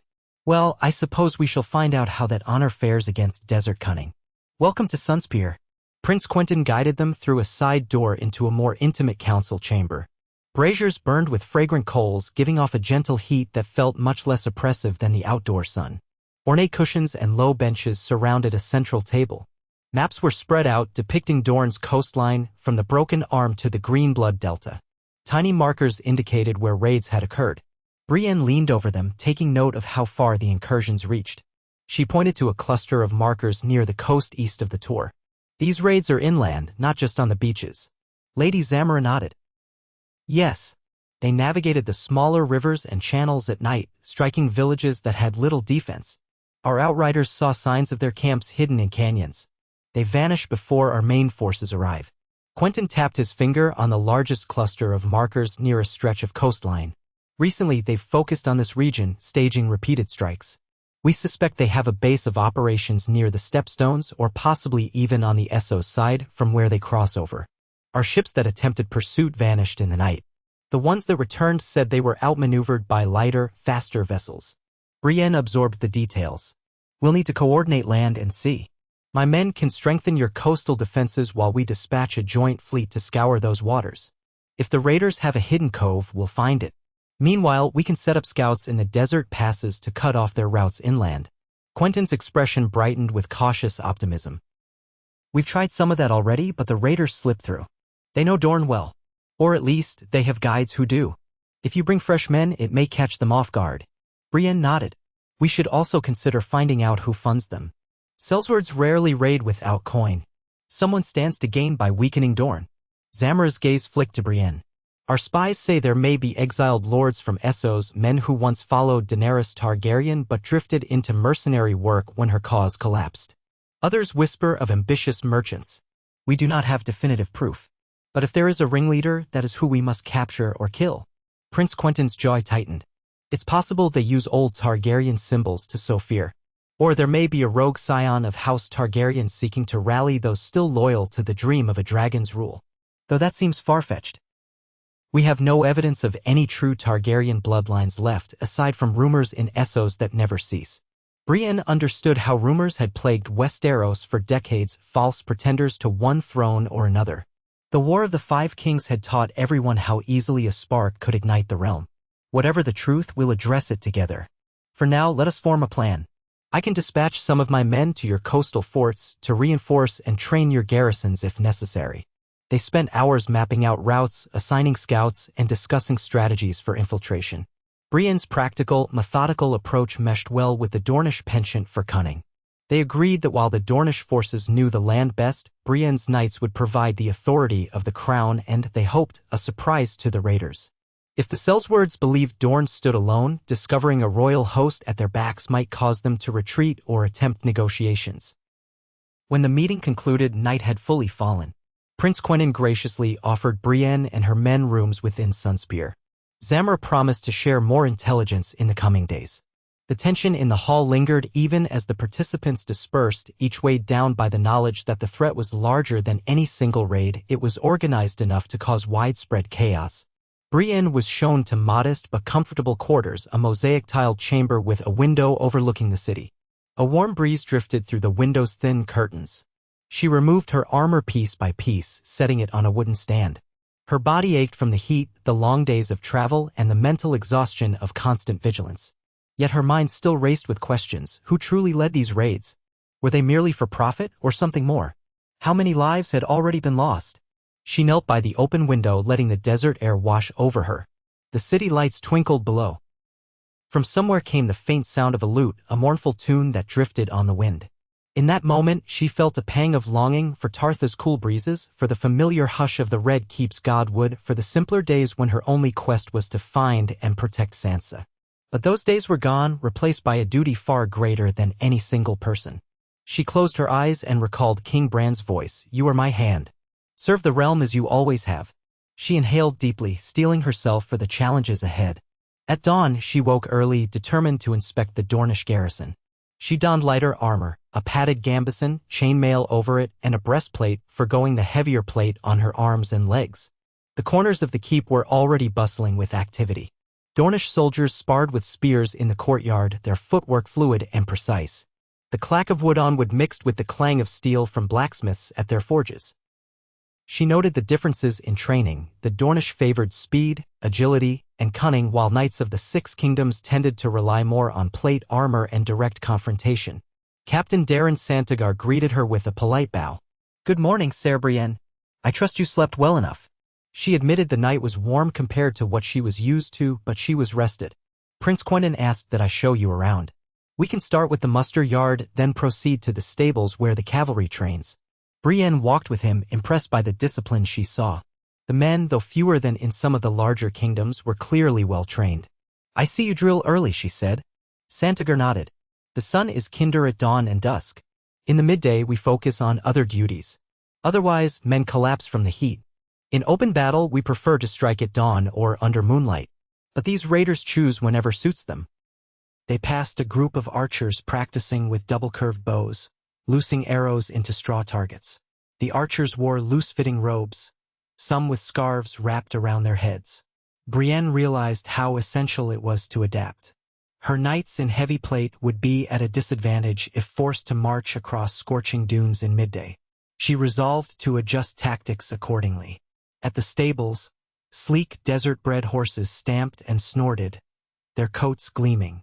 A riding master introduced her to a mare he believed would suit her stature, a tall chestnut with strong legs. Brienne gently ran a hand along the mare's neck. "She's beautiful," Brienne murmured, thinking how different this horse was from the northern war horses she had ridden before. "We call her Ember," the stable master said. "She has spirit. Treat her well, and she'll serve you faithfully." Brienne nodded. While her men might not all acquire new mounts, at least she could have one accustomed to the terrain. She planned to ride out soon, investigating the nearest village that had been raided. She wanted to see the devastation herself.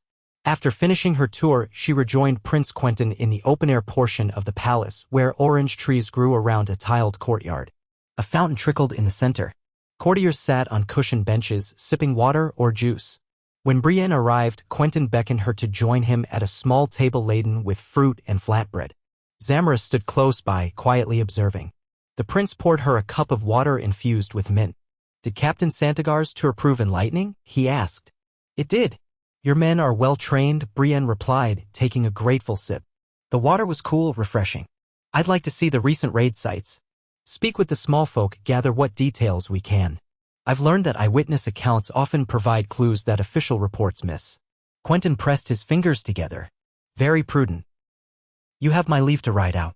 My cousin Zamora will accompany you. She has a gift for gleaning truths from reluctant tongues." Zamora inclined her head, lips curving in a slight smile. "We can leave as soon as you wish, Sir Brienne. The nearest site is half a day's ride inland. A village called Velos Crossing. The raiders destroyed their fishery and took a dozen captives, from what we know." Brienne set her cup down. "Then let us waste no time. Podrick and Ser Vardon will join me, along with a handful of knights. If the roads are unsafe, we'd best travel armed." Quentin nodded. "I'll have fresh horses prepared. Take a small escort of my spearmen as well. The sands can conceal many dangers, bandits, snakes, or spies for the raiders. Return before nightfall if you can, but if you must stay out longer, there are safe stops along the main road." Within the hour, Brienne and her small party set forth from Sunspear. Zamora rode a lithe palomino, wearing loose, flowing pants beneath a split skirt with a silk mantle to keep off the sun. Brienne observed that while the Dornish attire might appear decorative, it was practical for the heat. She herself had shed her cloak to avoid overheating. Podrick and Vardon rode behind, along with 6 Dornish spearmen in leather jerkins. The streets of Sunspear gave way to broader avenues, then out to a road that cut through the desert plains. Sparse vegetation dotted the landscape and the sky stretched wide overhead, a blazing blue that left no room for clouds. As they traveled, Zamora pointed out small watchtowers perched on ridges, part of Dorne's early warning system. "We've tried to strengthen them since these raids began," she explained. "But the raiders slip through by sea, and our watchtowers are more effective against land-based invasions. The raiders can land anywhere along the coast in their small craft." Brienne frowned, imagining how easily a cunning captain could drop men off at night, raid, and then vanish. "All the more reason we must find and destroy their main encampment. If these forays continue, the small folk will lose faith in your protection." "Which is exactly what Prince Quentyn fears," Zamora said. "House Martell has ruled Dorne for centuries, but there are always those who resent perceived weakness, or who might try to exploit it. We cannot afford to be seen as vulnerable." They rode on, dust kicking up around the horses' hooves, until they reached a set of rocky hills. A narrow pass opened, and beyond it lay a shallow riverbed, a tributary of the Greenblood, though now it was mostly a trickle. The village of Velos Crossing sprawled along the far bank, wooden huts and a few stone buildings with sagging roofs. Even from a distance, Brienne could see charred remains where structures had burned. The closer they got, the stronger the smell of ash and despair. They crossed a crude wooden bridge over the trickle. Villagers emerged to watch, wariness etched on their faces. Children clung to their mothers' skirts, eyes wide at the sight of armored knights. A few haggard men approached, some with bandaged wounds. One had a ragged cloth around his head, stained with dried blood. Brienne halted Ember in the central square, which was really just a patch of packed dirt. She dismounted, and so did Zamora. "We come on behalf of Prince Quentyn and King Bran," Brienne announced, trying to make her voice heard without sounding threatening. "We wish to learn what happened here and how best to help." At first, silence. Then an older woman stepped forward. Her hair was gray and tangled, her skin leathery from the sun. She carried a clay jug in one hand. "You're too late," she said bitterly. "They came 2 nights ago. We had no warning. They set fires, smashed our boats, took the young and strong for who knows what. Now you arrive with shining armor as if you'll save us." Brienne felt the sting of guilt, though she knew it was not truly her fault. "I'm sorry," she said quietly. "We're doing all we can to stop them. Can you describe who attacked you?" The woman spat on the ground. "They wore mismatched armor, carried swords and axes. Some had black flags. They spoke a language I didn't recognize, with a few shouting in broken Westerosi. Their leader was tall, wearing a helm shaped like a dragon's head. He laughed as he swung his axe." Zamora's eyes narrowed. "A dragon helm. Another symbol. Could these be men from the free cities?" One of the injured men took a shaky step forward. "I used to sail. I recognized their accent, Myrish, I think. Maybe Tyroshi. They demanded we kneel to some so-called dragon prince. Said he'd soon rule more than these sands." Brienne exchanged a look with Zamora. A self-styled dragon prince. Could it be a charlatan claiming Targaryen blood, or simply a Sellsword leader who found the dragon imagery intimidating? Either way, the result was the same: fear and destruction. "How many men were there?" Brienne asked. 50, maybe more," the man said. "But they came from boats. We heard the oars on the river. Some must have stayed aboard. They took half our fish stores, then burned the rest. Took Ralla, my daughter, and my neighbor's sons. We tried to fight back, but they killed 6 of us. When we realized we couldn't win, we ran or hid. Then they were gone." Brienne rested a hand gently on the man's shoulder, feeling his tremble. "We will do everything in our power to bring them to justice. Is there a detail you recall, any CL? Yui, about where they might have gone, or how they traveled?" He shook his head. "Only that their boats were small, black, with a prow carved like a serpent. They rode upstream, then vanished." Zamora spoke softly to the villagers, offering what reassurance she could on behalf of Prince Quentyn. Meanwhile, Brienne scanned the charred debris, piecing together the attackers' strategy. They came in small craft, easy to maneuver, large enough to carry loot and captives. They had a leader who used the symbol of a dragon, calling himself a prince. Likely nonsense, but dangerous nonsense if he stirred up enough fear or greed in his followers. Podrick joined her, his gaze sweeping over the wreckage. Even if we trace them upriver, they might have hidden coves or smaller streams to disappear into. Brienne sighed. Yes, they're evasive.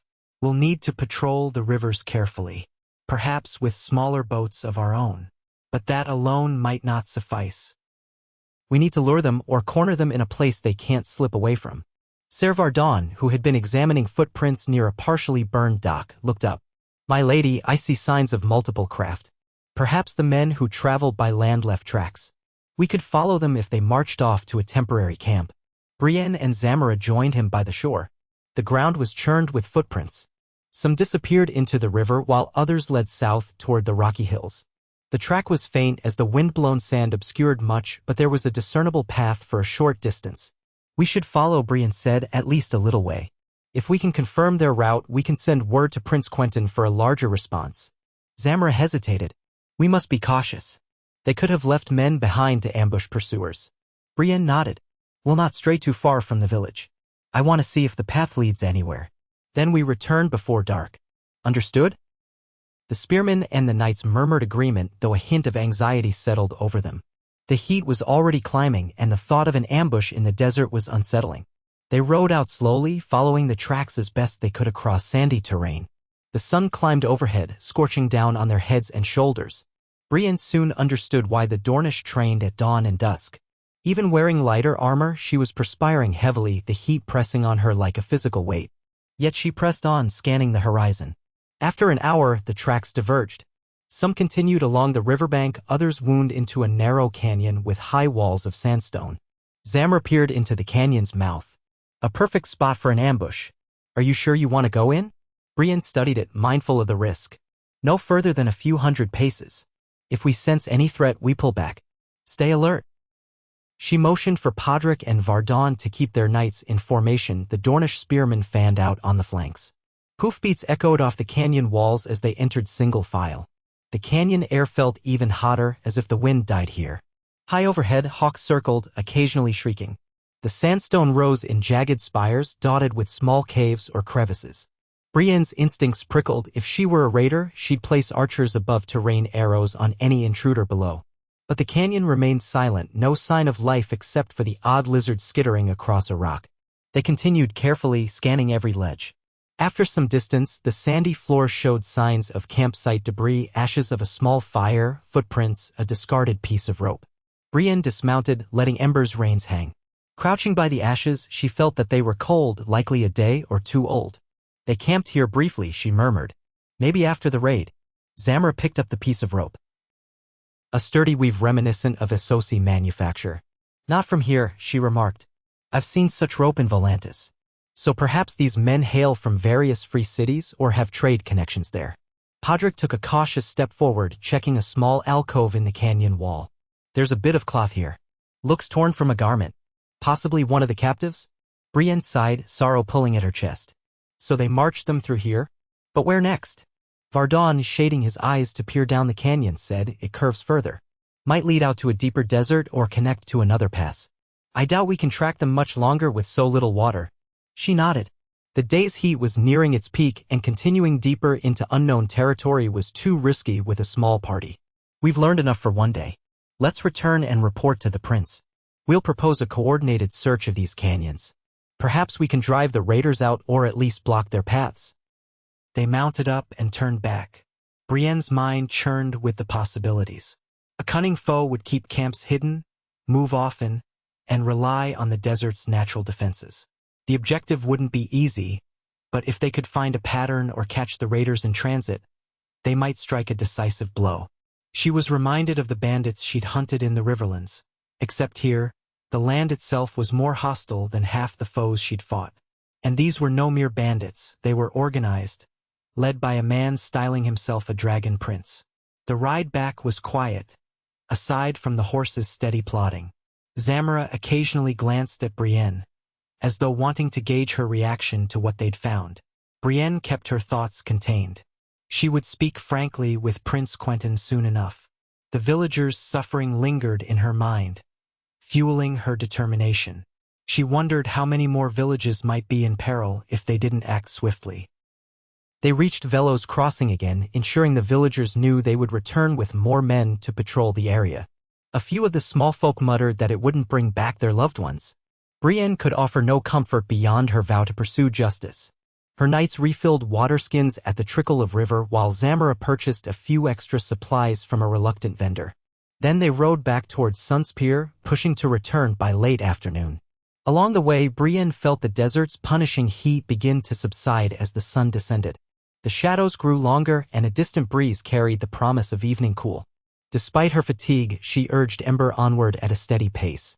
She was eager to speak with Quentyn to lay out the evidence and propose a course of action. The thought of captives in enemy hands gnawed at her conscience. She had failed before in her life to protect those she was sworn to save. She would not fail again if she could help it.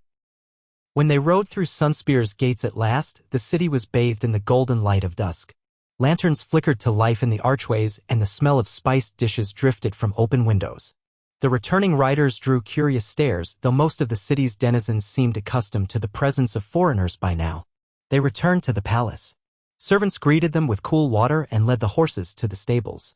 Prince Quentyn was waiting in a side courtyard where tall pillars supported a latticework canopy draped with flowering vines.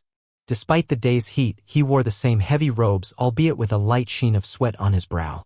He gestured for Brienne to join him at a marble bench near a small fountain. Zamora and the knights hung back a short distance to give them privacy. "Well?"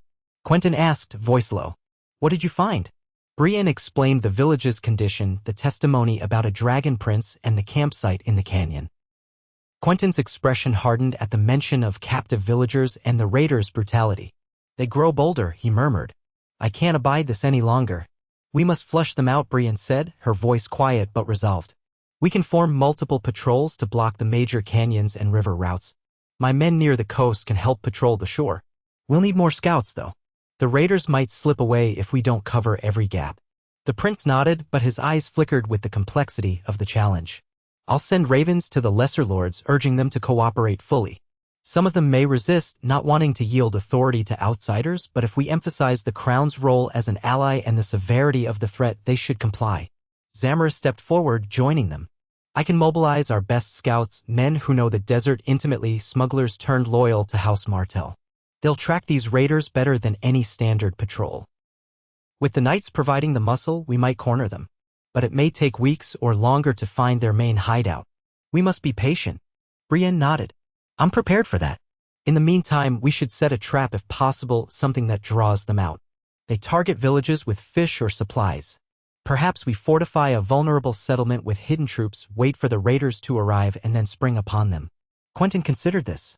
An ambush could be effective. But we risk the villagers' lives if we guess incorrectly. "If the village is willing to cooperate," Brienne said, "we'd ensure the small folk are safely evacuated first, or at least placed beyond harm's immediate reach. The raiders won't know until too late that the village is garrisoned. Even if only a small portion of the raider force arrives, capturing any of them might yield valuable intelligence." Zamora tapped her chin. "It's worth trying. Perhaps we can choose a village that's already been raided once. The raiders might expect it to be weak. They could return for more spoils." Quentyn's gaze flicked between them. "Very well.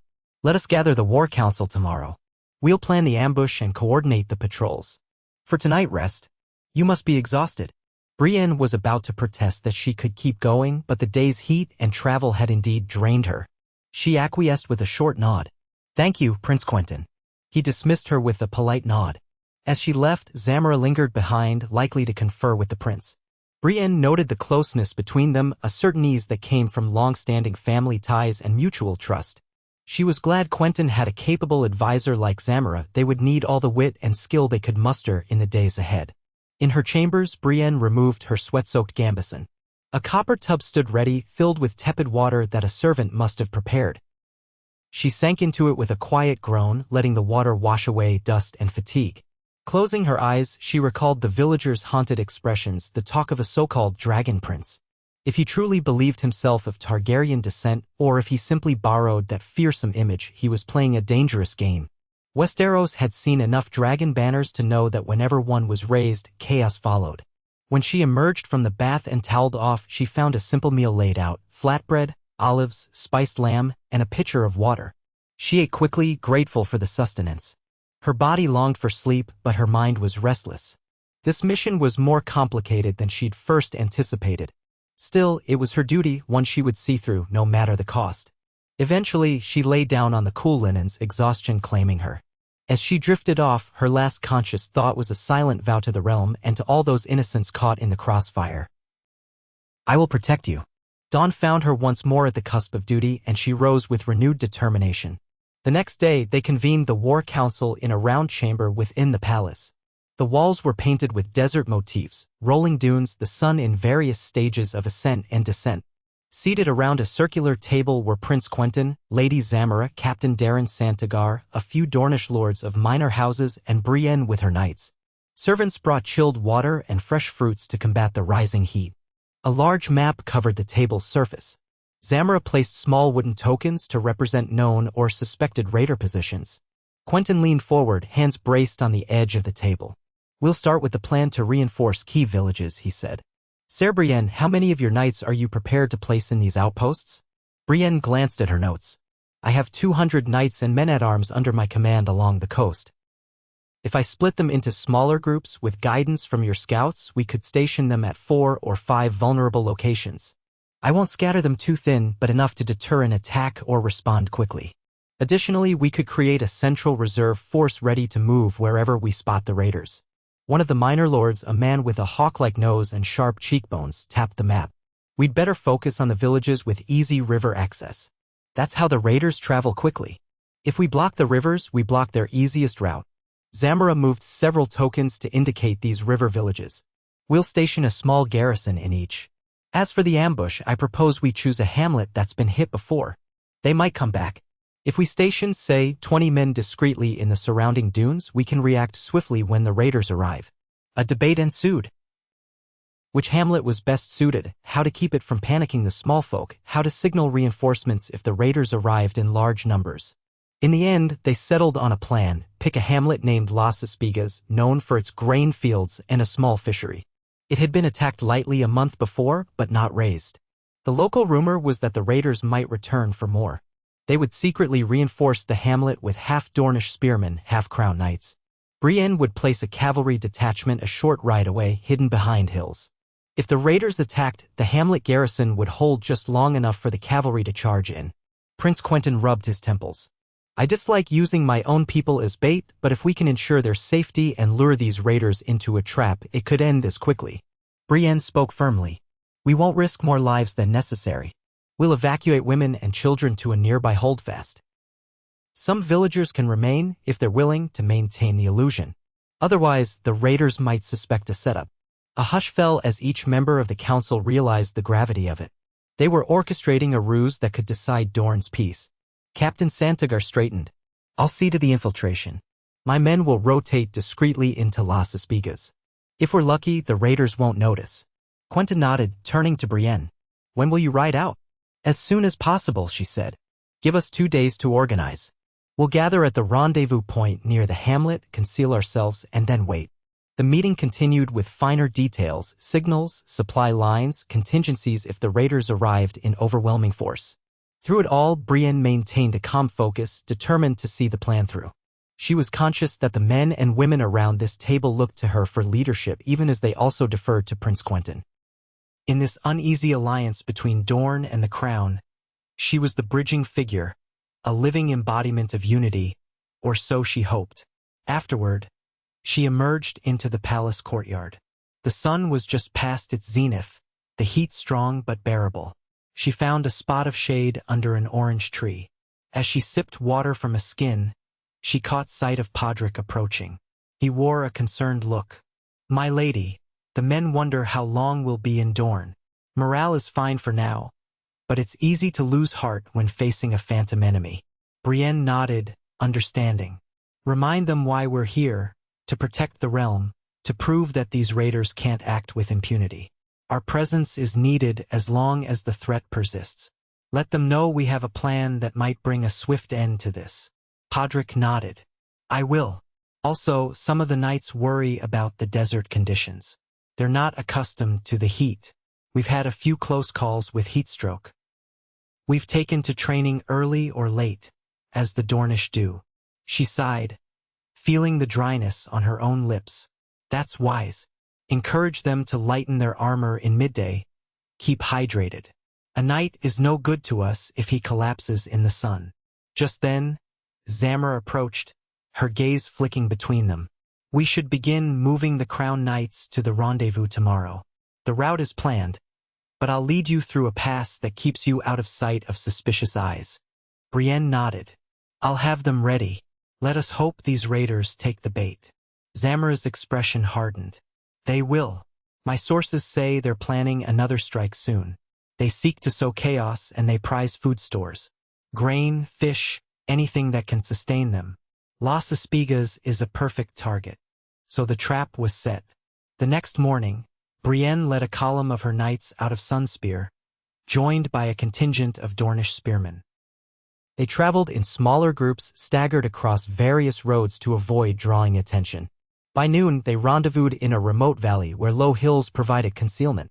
Captain Santagar had gone ahead to Las Espigas with a portion of his men, quietly integrating them into the village. Some villagers had been relocated to a hidden camp under the watch of loyal retainers. Brienne's men pitched tents, mindful to keep them out of sight. Food was rationed carefully to avoid leaving telltale signs. The plan was to wait for the raiders to appear on the horizon or to see them row up the shallow tributary. Word would come from hidden watchers in the village using a smoke signal or a runner if the raiders landed at night. Time stretched. The waiting tested everyone's nerves. A day passed, then another. Each sunrise brought the possibility of an attack, each sunset a renewed vigil. The men grew restless, but Brienne insisted on discipline, drilling them in short bursts during cooler hours. She patrolled the camp, speaking with the knights individually, ensuring none let their guard slip. Podrick and Vardon helped maintain order. The Dornish spearmen kept watch from vantage points on the hills. Finally, on the third night, the watchers sighted movement on the horizon near dusk. A small line of black-sailed boats drifted along the shallow branch of the Green Blood. Messenger lights flickered from the village, a prearranged signal. Brienne's heart pounded. The raiders had come. She quickly mustered her men. Horses were readied, swords checked, spears and bows distributed. The plan, wait until the raiders attacked and were fully engaged, then charge from the hills. Timing was crucial. If they moved too soon, the raiders might escape. If they moved too late, villagers could die. Darkness enveloped the desert. A sliver of moon hung overhead, giving just enough light to see shapes. From atop a ridge, Brienne watched the distant flicker of torches in the village. The raiders had arrived, their silhouettes moving swiftly. She could hear the faint screams carried on the wind, the clash of steel against steel. The hidden Dornish garrison was engaged, holding them off but pretending to be a disorganized militia so as not to spook the enemy into immediate flight. Brienne felt adrenaline surge. Now, she said, turning to her knights, form up. For the realm. A faint cheer passed among them, tense and grim. They spurred their horses down the slope, hooves thundering over hard-packed sand. She led the charge, Oathkeeper drawn, Podrick and Vardon at her flanks, the rest in a wedge behind them. Night air whipped past her face. As they neared the village, she saw fires burning, huts aflame. The raiders clustered in the center, some grappling with Dornish spearmen. A few boats were visible at the riverbank, men readying to load stolen goods or captives. Brienne shouted charge. The knights slammed into the raider flank. The thunder of hooves and clash of steel filled the air. She swung Oathkeeper at a raider who turned at the last second, his eyes wide with shock before the blade cut him down. Another rushed her from the side, brandishing an axe. She guided her mare aside, deflecting the strike with her shield, then backhanded him with the shield's rim. He stumbled, and her horse trampled him as they pressed deeper. Around her, the Crown Knights and Dornish spearmen formed a pincer, driving the raiders away from their boats. Screams mingled with the roar of flames. Through the chaos, she glimpsed a tall figure wearing a dark helm shaped like a dragon's head. The so-called Dragon Prince. He bellowed commands in a strange language, trying to rally his men. Brienne kicked Ember forward, determined to face him. He saw her coming, his eyes fierce behind the slits of the dragon helm. He raised a curved blade that glinted red in the firelight. In the din, she heard him shout for the dragon's return. A swirl of black cloak, then he lunged. She parried with Oathkeeper, sparks flying as Valyrian steel met foreign steel. His strength surprised her, he forced her horse back a step. She circled around, slashing at his flank. He twisted aside, the helm's snout giving him a fearsome visage in the torchlit madness. They traded blows, a deadly dance of steel. She was conscious of the chaos around them, men screaming, horses rearing, huts collapsing in sparks. A group of raiders tried to charge her from behind, but Podrick intercepted, cutting one down with a thrust of his sword. Vardon blocked another, his white cloak stained with blood as he fought. Brienne's full attention stayed on the Dragon Prince. He moved with the grace of someone who'd faced skilled opponents before. She found an opening, feinted high, then slashed low. Her blade caught his thigh, drawing a spurt of blood. He hissed in pain, staggering.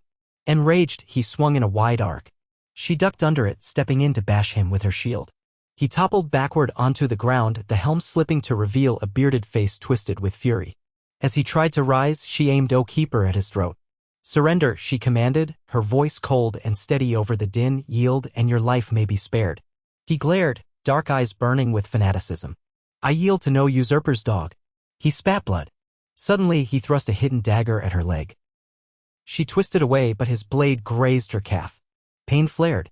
Instinct took over. She kicked the dagger aside, bringing Oathkeeper down to knock him unconscious with the flat of the blade. He slumped, blood trickling from his temple. Brienne drew a ragged breath, pressing a hand to her wounded calf. Fortunately, the cut felt shallow. All around, the fighting was winding down. The raiders, taken by surprise, were in full retreat or had been cut down. Some tried to flee to their boats, only to be blocked by Dornish spearmen. Others threw down arms, surrendering. She called out, "Secure the survivors." Knights scrambled to bind the raiders who still lived. Fires crackled where huts burned, but men rushed to douse the flames with buckets of river water. The few villagers who had stayed behind now emerged from hiding, cheering the Crown and Dornish forces. A sense of relief mingled with the acrid tang of smoke and blood. Brienne sank to one knee beside the fallen Dragon Prince. She peeled back his battered helm. He was older than she had first thought, with streaks of gray in his hair. A faint resemblance to someone? She couldn't be sure. In the harsh firelight, he looked more like a Warncell's word than any kind of royal scion. Podrick hurried over, breathing heavily, a bloody gash on his forearm. "You have him." She nodded. "Alive for questioning." She eyed Pod's wound. "You're hurt." He shook his head.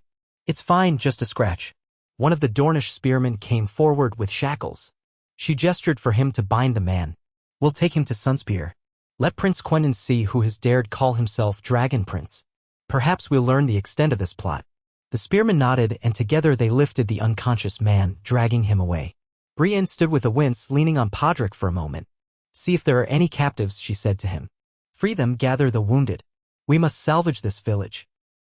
Podrick rushed off, passing Ser Vardon, who was coaxing a frightened mare away from a burning building. Brienne took stock. The trap had worked. The raiders, though they fought fiercely, had been overwhelmed. The main question was how many more existed. This group might be only one wing of a larger force. If so, capturing their leader was a major victory. The night passed in feverish activity, tending to the wounded, extinguishing fires, interrogating the few prisoners who spoke the common tongue. Most were tight-lipped or sneering, cursing the Iron Throne and claiming they fought for the rightful dragon. But the self-styled prince remained unconscious, and Brienne ordered a careful watch over him. By dawn, the villagers emerged to see the extent of damage, half a dozen huts lost, but few casualties among the defenders thanks to the timely ambush. Their gratitude was tempered by grief for the destruction and anger at the raiders. Once the fires were out and the first rays of sunlight glimmered over the dunes, Brienne gathered her men. They'd rest briefly, then march the captives back to Sunspear. Prince Quentyn needed to see the real face of this dragon prince. Perhaps an interrogation would unravel the rest of the raiders' network. The following day, they made their triumphant return. The captives were roped together, trudging under guard. The tall, battered man in the dragon helm remained silent, glowering at anyone who approached. His leg wound had been crudely bandaged, and he walked with a limp. Blood matted his hair where Brienne had struck him, yet the hatred in his eyes never dimmed. Brienne noted the way he carried himself, proud, as though convinced of his righteousness even in defeat. At Sunspear, crowds gathered to gawk as the prisoners were paraded through the gates. Murmurs of excitement and relief rippled among the people. Finally, a tangible victory. Prince Quentyn stood in the palace courtyard with Zamora and several other lords, waiting to receive the captives. When Brienne presented them, She indicated the helmeted man. My prince, I believe this is their leader. He calls himself a dragon prince. He's responsible for the raids. Quentin's gaze sharpened. Bring him forward. Guards pushed the man to his knees before the prince. Removing the helm entirely, they revealed his face to the crowd. Quentin studied him intently. Who are you? The man spat on the ground near Quentin's feet. I need not explain myself to a princeling who kneels to a cripple king. One of the Dornish spearmen kicked him in the ribs, but Quentin raised a hand. Stop. We gain nothing by abuse. He looked back at the prisoner. Speak, or your men will face the gallows. The man glared defiantly. Then let them die. We serve the true dragon, not some false monarchy. The day will come when all Westeros burns if it will not bend. He coughed, blood in the corner of his mouth. I have done my part. My death is meaningless. A hush settled. Brienne felt a chill. She recognized the fanaticism in his voice. She stepped closer. Who do you truly serve? There is no Targaryen heir left. The man just sneered. Weak southern puppet. My queen will reveal herself in due time. Westeros shall know the wrath of the dragon. We are but a vanguard. Quentin's fists tightened. Enough riddles. There is no queen, no rightful Targaryen. You're a fraud or a pawn of some Essosi warlord. Either way, your men's actions have brought only death and suffering. The man snorted. You know nothing. The blood of the dragon runs deeper than you suspect. Even now, across the sea, alliances form. The king in the capital is blind. And you're a fool to do his bidding. Brienne exchanged a look with Zamora, whose brow creased in concern. She suspected this prisoner might cling to his delusions to the end. Whether they had a real claimant or simply an impostor rallying Sel's words was unclear. If the raiders truly believed in a hidden Targaryen queen, it could draw more mercenaries to the cause. A few illusions, a few well-placed rumors, and the fires of war could ignite again. Quentin motioned for guards to take the man away. Lock him in the dungeons. We'll see if more direct questioning yields answers. The prisoner was dragged off, still spouting curses. The other captives were herded away as well to await the prince's judgment. As the courtyard emptied, Brienne exhaled heavily. He may know more than he lets on, or he might be a raving fanatic. Either way, it seems there's a possibility of a larger conspiracy. Zamora nodded. If they truly are funded by someone across the sea, this could be the first step in a bigger invasion. Or it could be a wild goose chase. We'll investigate further. She turned to Quentin. Until we know, we should maintain vigilance along the coast. Brienne tapped the pommel of Oathkeeper. My men stand ready. We'll continue patrolling. If the threat persists, we'll meet it. We've crippled at least one raider band. That should buy us time. Prince Quentin considered her words. You've done well, Sir Brienne. The immediate threat is contained, at least for now. I'll write to King Bran, informing him of our victory and the unsettling claims this prisoner has made. She bowed her head. We should also inform him that we may need further naval support if there's a larger force across the sea. Quentin agreed. Then he placed a hand on Brienne's shoulder, an unusual show of familiarity. I thank you. Dorne thanks you. Your plan likely saved countless lives. A flicker of relief passed through her, mingled with caution. The mission was not yet finished, but they had struck a significant blow against the raiders. She only hoped the man's dire proclamations amounted to nothing. Still, as she left the courtyard, she couldn't shake the feeling that shadows of an old dynasty were stirring somewhere beyond the horizon. That night, she found a moment of solace on one of Sunspear's high balconies. The warm wind rustled her hair as she gazed out at the star-flecked sky. The desert stretched beyond the walls, mysterious and vast. The notion that some hidden Targaryen threat lurked across the sea made her uneasy. She recalled the devastation dragons had once wrought, the promise that Daenerys Targaryen had carried, and the heartbreak her final descent into madness brought. The realm had barely survived that conflagration. Could it truly be threatened again? She touched the hand's pin on her breast, thinking of King Bran. He held knowledge none could fathom, glimpses of the past and future. Had he foreseen this possibility? Would he call her back to King's Landing to prepare for a new threat? There were no easy answers, only more duty to fulfill. Brienne closed her eyes briefly, letting the wind brush against her face. She would do what she always did, stand firm against the coming storm, shield in hand, unwavering in her vows. The next weeks were a whirlwind of reconstruction efforts and continued vigilance. Brienne and her knights helped repair villages, distributing supplies and ensuring the safety of trade routes. They scoured the coastline, capturing isolated pockets of raiders. The Dragon Prince remained in Sunspear's dungeon, sullen and uncooperative. A few of his men revealed bits of information, mentions of a hidden sponsor in Essos, references to a settlement in the Stepstones, but nothing confirmed the existence of a living Targaryen heir. It seemed more likely that a clever warlord in Essos was stoking old loyalties for profit. Dorne slowly regained its confidence. Merchant ships began to sail without constant fear of pirate raids. Prince Quentyn's hold on power, once under threat from rumors of weakness, grew stronger as word of the successful defense spread. The people hailed Brienne as a hero in the marketplace, and she found it both gratifying and overwhelming. She accepted their thanks but remained focused on her broader mission. At last, a raven arrived from King Bran, bearing a simple message: return to King's Landing when you are able. Dorne is secure for now, and your presence is needed for matters that concern the realm at large. Brienne read it, feeling a mix of relief and trepidation. She had grown accustomed to the desert sun and the direct challenges of hunting raiders. Now she would once again face the subtleties of the Red Keep, the politics of the small council, and possibly far greater problems looming on the horizon. She met with Prince Quentyn one final time. Your Highness, I must answer the king's summons. I leave you with half of my men under Ser Halbert to continue aiding your patrols. If a new threat arises, send word. Quentyn inclined his head. You have our thanks. Dorne will not forget your service, nor the king's. You've proven that the crown can be a true ally, not a distant overlord. May your journey be swift. They parted with mutual respect. Zamora bid her farewell as well, pressing a small token into her hand, a brooch fashioned in the shape of a sun and spear. A symbol of our friendship, she said. Wear it when next you cross these sands. Brienne thanked her, bowing in return. Then, accompanied by Podrick, Vardon, and her other loyal knights, she rode out of Sunspear at dawn. The journey home beckoned, but so did the specter of new challenges. As they traveled north, crossing passes where the wind whispered secrets of the shifting desert, she cast one last look back at the Dornish capital. It stood gleaming in the sunlight, a testament to unity forged in the face of adversity. Their trip back took them along the coast where the royal galleys waited. Time passed in a blur of sails and sea spray until King's Landing's familiar skyline appeared on the horizon. It was dusk when they finally disembarked at the quay.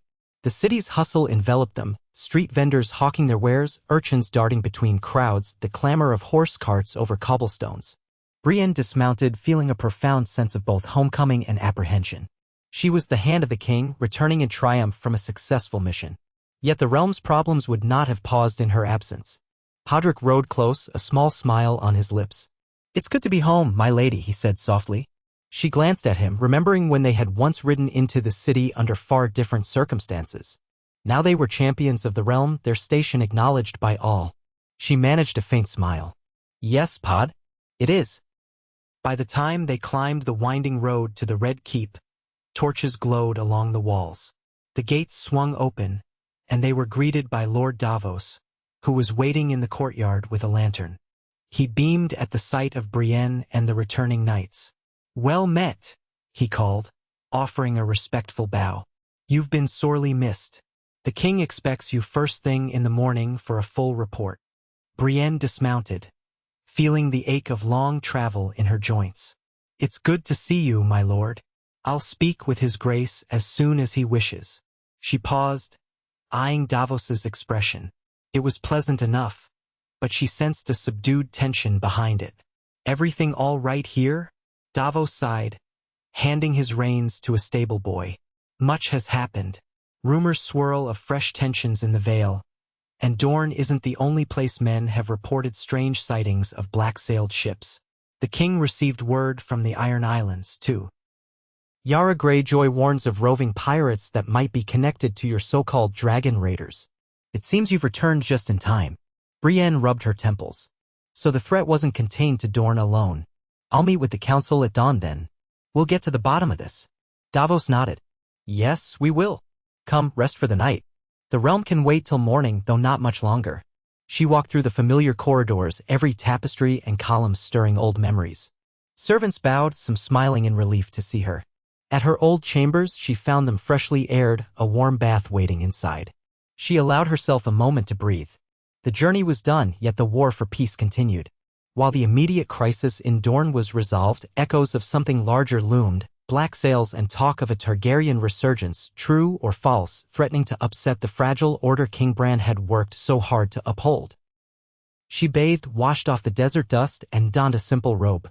Her reflection in the mirror revealed new lines around her eyes, a faint scar on her calf where the Dragon Prince's dagger had grazed her. Each mark told a story of battles fought in the name of duty. She touched the handspin pinned to her fresh tunic for the morrow. Exhaustion weighed on her, yet a sense of purpose flared even brighter. As she lay down to sleep, she thought of all that had transpired since she knelt in this very city to accept the office of hand. How improbable it was that the girl from Tarth, mocked and belittled, would stand as the realm's shield. She recalled the vow she made to Lady Catelyn Stark to protect her children, a vow she had extended to all the people of Westeros. She still carried it, still lived it. And tomorrow she would stand before King Bran once more, ready to face whatever new challenge fate had in store. Morning light crept into her chambers, heralded by the city's familiar cacophony, the distant toll of bells, the shouts of fishmongers by the docks, the clatter of wagons. Brienne rose, dressed in her formal attire, mail under a surcoat embroidered with the sigil of the crown and, of course, her Valyrian steel at her hip. She pinned the golden hands brooch over her heart, feeling its weight. Then she stepped into the corridor, heading toward the council chamber where King Bran awaited. The time for rest was over. The realm was calling her to serve again, and she would not falter. Honor, loyalty, and justice, these were the guides that had led her this far. No matter the storms that might gather, she would meet them head-on, resolute in her vow to defend the people of the Six Kingdoms and the legacy of unity they had fought so hard to build. And so, walking with purposeful strides, Brienne of Tarth, the first female hand of the king, prepared herself to continue shaping the destiny of Westeros one test at a time.